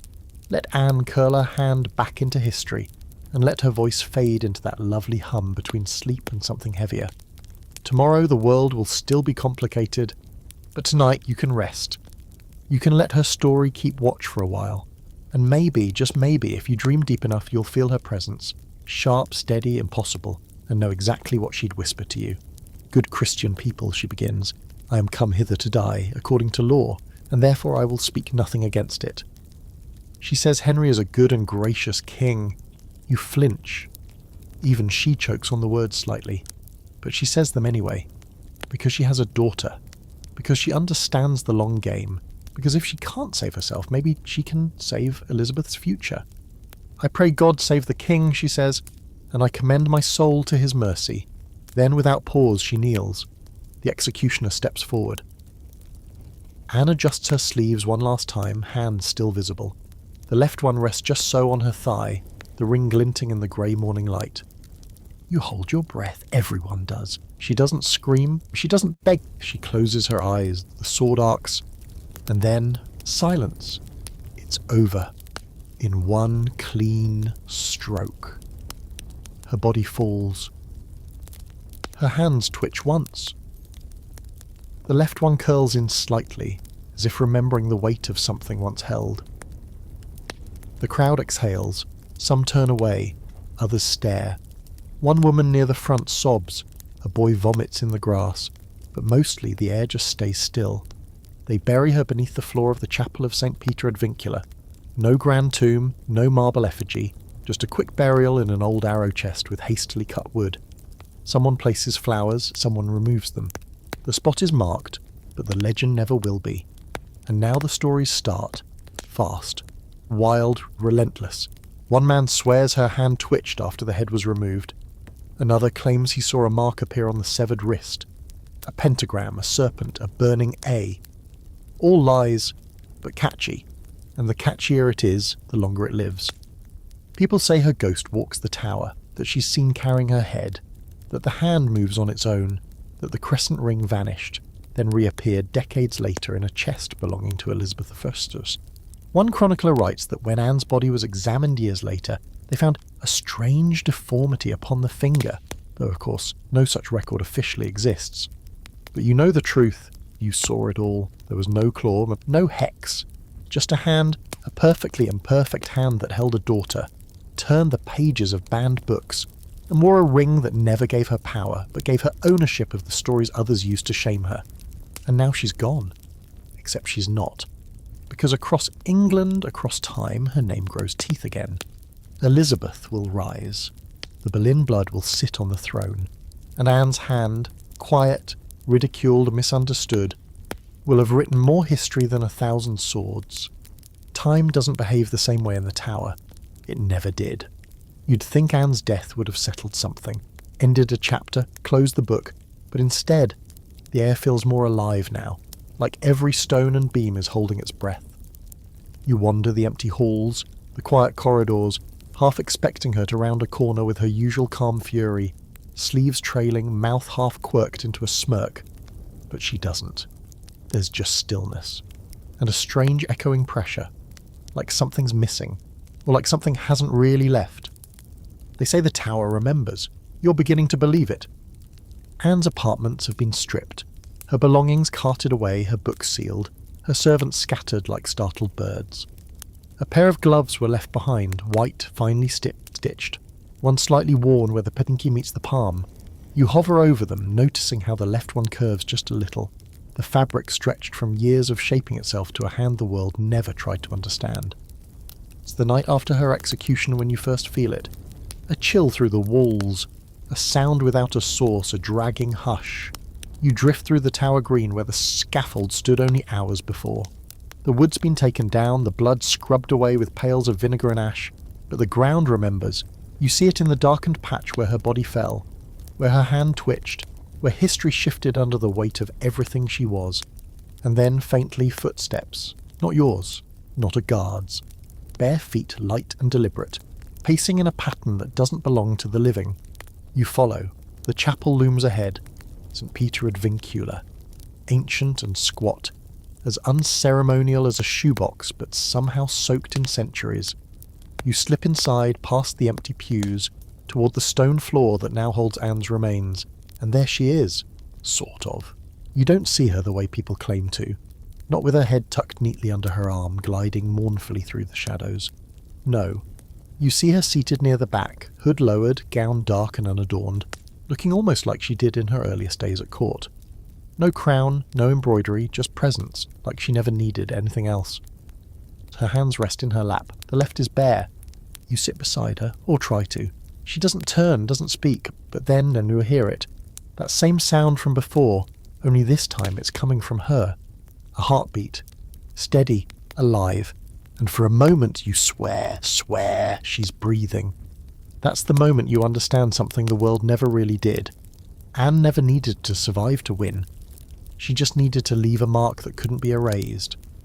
And that hand, with its supposed deformity, its cursed bump, its twisted reputation, it did. It outlived the gossip. It lived in every painting, every scandalised letter, every court record that stuttered over how to describe her. It even lived in her enemies' imaginations as they scrawled witchy nonsense into the margins of their notes, searching for a reason to fear a woman they couldn't explain. But it also lived in Elizabeth, because now the stories start again, different ones, better ones. Elizabeth inherits her mother's eyes, her wit, her refusal to bend, and yes, depending on who you ask, maybe even her hands. There are portraits later of Elizabeth holding an orb and sceptre, her fingers long and graceful. Some swear one of them looks not quite right, a curve near the pinky, an echo of something familiar. But that could be wishful thinking, or a trick of the brush. Back in the chapel, the figure of Anne remains still, but something in the air shifts. You sense a release, like something heavy has finally stopped pressing against the walls. Not peace exactly, but something like it. You drift back through the tower. The guards speak less now. Even the birds seem to caw more softly. There's a weight in the stone that wasn't there before, like it's storing something, protecting it. A memory, a secret, a truth wrapped in layers of slander and silk. In the following weeks, the court moves on. Henry marries Jane Seymour. The Seymours are elevated. Anne's name is erased from documents, portraits, prayers. Her daughter is declared illegitimate. Her friends are scattered or executed. Her enemies rewarded. History slams the door shut like a child throwing a tantrum. But not for long. Because here's the thing they didn't count on. Stories don't stay buried. Anne's legend begins to bloom again. Not in the court, not among the nobles, but among the people. The kitchen maids, the scribes, the gossiping wives and careful poets. They pass along tales of the queen who had a sixth finger. The queen who bewitched the king. The queen who died laughing. Some say her ghost haunts the tower, yes. But others say her hand haunts England. That it wrote her daughter's destiny into the stars. That it left a print on the throne itself. And maybe, just maybe, it did. Because when Elizabeth finally rises, when she claims the crown no one expected her to hold, she carries herself with the same fierce composure, the same voice that slices and soothes, the same ability to be 10 steps ahead of the room. And when she lifts her hand to swear her coronation oath, the people watching murmur, not about her face or her gown or her jewels. They murmur about her fingers. They say one curved ever so slightly toward the edge of power. The courtroom is gone now, the scaffold dismantled. The torches that once lined the tower walls have long since burned out, replaced by silence and soft wind. But the stories are louder than ever. In the years following Anne Boleyn's death, the world doesn't forget her. It reimagines her, and it does so with a passion that borders on obsession. You drift now not through castles or chambers, but through minds, through myths, through the strange tangle of history and imagination, where Anne's truth and Anne's legend perform a permanent, endless dance. It starts, as always, with small things, a pamphlet here, a ballad there. A merchant in Kent swears his grandmother once met the Queen before she married the King, And yes, she had a strange hand, but a lovely laugh. A sailor claims he found a carved ring on the Thames foreshore, gold with a crescent too small for a man, and warmed to the touch even after hours in cold mud. A nun in Yorkshire says Anne's ghost visited her in a dream and whispered a prophecy. A daughter with a lion's crown will wash my name in gold. The details never agree, of course. Sometimes Anne has 6 fingers, sometimes she has a mark that glows in the dark. In one version, she wore gloves made from unicorn skin. In another, she cast her final curse using blood from her pinky and 3 Latin words. All of it nonsense, all of it true, in the way stories always are. You pause in a tavern somewhere near Sussex, well, what used to be Sussex. It's years later now, and a young poet sits in the corner, scribbling into a stained notebook. Queen Anne, undone by the devil's kiss, he writes. Her hand curled like fate, her ring forged from flame. You resist the urge to roll your ghost eyes, but only just. He adds a sketch of her, slender and tall, with a burning halo and, surprise, 6 fingers. It's barely a doodle, but it will survive. A historian will find it 2 centuries later and cite it as contemporary belief in Queen Anne's sorcerous nature. You move on. In a dusty London bookstore in the early 1600s, a copy of a Catholic treatise is being rebound. You glance down as the apprentice flips through a page that describes Anne as the cursed she-wolf with the devil's mark upon her flesh. There's a drawing of a hand with a curled beast-like 6th digit, claws and all. It's ridiculous. It's also been copied and recopied into at least 9 other volumes, each version growing more grotesque. And yet, behind all of that noise, a quieter truth pulses. Elizabeth is queen now. You're with her at Whitehall, years into her reign, as she stands before the mirror in her private chambers. She wears her crown, of course, she practically sleeps in it, and a stiff ruff so large it casts its own eclipse. She removes her gloves slowly, deliberately, and stares at her hands. Long, slender fingers, pale, steady, not curved, not flawed. Except you lean closer. Her pinky flexes slightly. There's a twitch. Not a bump exactly, but a motion. A tension in the muscle, like memory etched in flesh. She doesn't notice you, not really, but she does pick up a small object from her dressing table. You float closer and see it. The flame-shaped ring, Anne's ring, the original, if you believe the gossip, reforged, smaller. Or maybe Elizabeth had her hand made to fit it. She holds it between her thumb and forefinger for a long time. My mother wore this into fire, she says quietly, so I could wear it into rule. Then she slides it onto her left pinky and smiles. Not the kind of smile you expect from a monarch. The kind of smile that says she knows something no one else in the room has figured out yet. The kind of smile that makes you think Anne didn't die after all. She just changed shape. Elizabeth's reign rewrites everything. Not only does she survive, she thrives. She becomes the monarch, the standard, the myth in the making. She makes England a power. She faces down plots, popes and pirates. And every time they ask how she does it, how this woman without husband, without children, without courtly compromise commands such respect, she just smiles and says she's her mother's daughter. The ring never leaves her hand. Over the years, people try to reshape Anne's memory to match Elizabeth's glory. Suddenly, Anne becomes a martyr, a visionary, a queen wronged. They scrub away the claws and curses and instead paint her with roses and scripture. But the hand remains in every version. In some, it's a symbol of rebellion. In others, defiance. Some say it was a mark from God, a sign that she was chosen to birth the future. There's even a fringe theory, because of course there is, that says the extra finger gave her second sight, that she could see Elizabeth's reign before it happened, that she knew all of this was coming, that she walked into death fully aware she'd already won. And maybe, just maybe, she did. Because long after her bones have turned to dust, Anne Boleyn's story doesn't fade. It amplifies. She becomes a touchstone for every woman accused, erased, or rewritten. For every girl told she's too strange, too sharp, too much. For anyone who's ever been called a witch just for being inconvenient. And her hand, that infamous hand, it becomes a symbol. You see it carved into a cathedral wall in secret, scrawled in the margins of a forgotten diary, tattooed on the shoulder of a poet who swears Anne visits him in dreams. A hand, palm open, pinky curled slightly inward, sometimes wearing a ring, sometimes surrounded by flame, sometimes crescent moon, always misunderstood, always hers. You drift now further forward, through centuries that Anne will never see, but that she made possible. You pass portraits, films, novels, endless interpretations of her life, and in each, there it is again. That small detail, the hand, the mark, the ring, the moment when power disguised itself as imperfection. They never found the ring, by the way. Not officially. It vanished. Some say it lies buried beneath the tower. Others say Elizabeth melted it down and cast it into the sea. But a few, those who still believe in the magic of history, say it appears from time to time, in odd places, worn by the women who feel a strange heat when they slip it on. And maybe, if you're lucky, you'll find it. And maybe, just maybe, when you do, it will fit. The room is white, not the blinding white of hospitals or heaven. No, this is the soft white of overexposed memory, where shadows have gone to take a nap and only suggestion remains.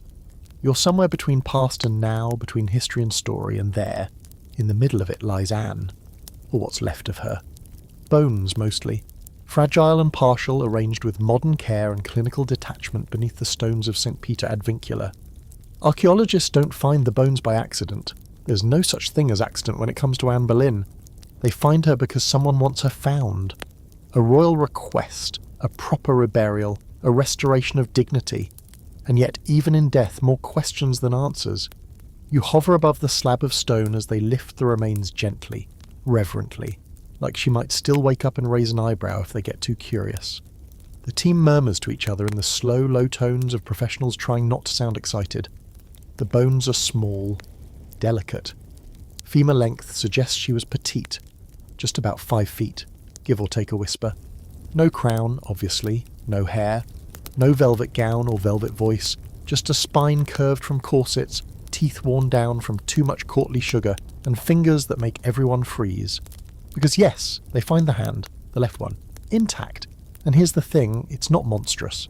It's not skeletal proof of a devil pact, it's just different. The fifth finger curves slightly inward, and next to it, just barely, a small rounded nub of bone. Not a full 6th digit, not even half, but enough. Enough to match the whispers. One of the researchers, a woman with tired eyes and sharp gloves, whispers, "It's real." And everyone goes quiet. You want to laugh, or maybe sigh. Because it doesn't change anything, really. It doesn't change that Anne Boleyn was executed on the flimsiest of charges, or that her legacy was warped into something monstrous to make it easier for people to live with what they did. But it does prove something, the thing no one ever really wanted to admit. She had the mark, and it meant nothing, no demonic origin story, no dark enchantments, just a quirk of biology, a flick of a genetic coincidence that someone turned into a myth.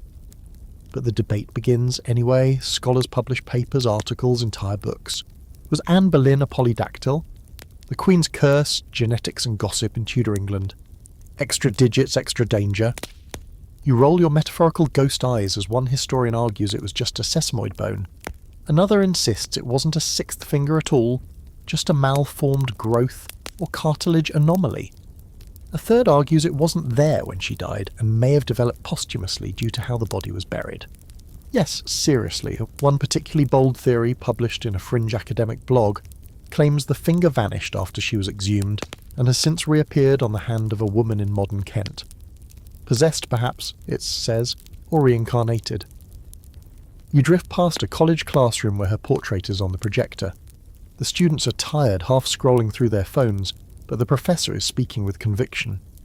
Anne Boleyn, she says, was a political genius. She manipulated court culture, international diplomacy, and the king's religious insecurities with surgical precision. Someone in the back raises a hand. But wasn't she a witch, Voduorska, they ask. And there it is again, the echo, the curse that never dies. Outside the lecture hall, someone has scratched a message onto a wooden bench. She only needed one hand to change history. You like that one? It's got bite. Meanwhile, Anne's bones are quietly reinterred, back beneath the chapel stones, this time with a plaque that dares to tell the truth. No longer, here lies a convicted traitor, but Anne Boleyn, Queen of England, mother of Elizabeth I. You drift beside the stone as a tour group shuffles through. The guide pauses and says, "And here, ladies and gentlemen, beneath your feet lies the most dangerous woman in Tudor history. So dangerous they killed her for being too clever, too independent, and, if you believe some stories, for having an extra finger." A kid in the back snorts. "That's stupid," he says. You nod. "Yes, kid, it is." And yet the woman who changed everything still lies underfoot, her memory reshaped by centuries of fear, admiration, and misinterpretation. Her daughter will go on to rule for 44 years, reforge the Church of England, vanquish the Spanish Armada, and become a living myth in her own right. But Elizabeth never forgot her mother. Not truly. Late in her reign, Elizabeth commissions a locket ring, tiny, discreet. Inside, a miniature portrait of herself on one side, and on the other, a woman with a long face, dark eyes, and a French hood. Anne. No flames, no claws, just a daughter remembering the woman the world tried to erase. That ring survives. It's in a museum now, under thick glass. Visitors walk past it without knowing what they're looking at, but sometimes someone leans close, squints, notices the tiny engraving near the hinge. It's faint, almost invisible. A hand. You wander out of the museum, out into the soft London rain, your footsteps silent on the pavement. The city's changed, but the stones haven't. The stories haven't. Somewhere someone is telling them again, maybe in a classroom, or maybe in a tavern, maybe in a half-dreamed memory passed from mother to daughter in the soft dark of bedtime. She was different, they whisper. She was dangerous. She was divine. You pause at the Thames, watching the water ripple like it remembers her. Then you look at your own hand, 5 fingers, maybe 6 if you count how many times you've been silenced, and you wonder if Anne would have laughed. Probably, but only a little.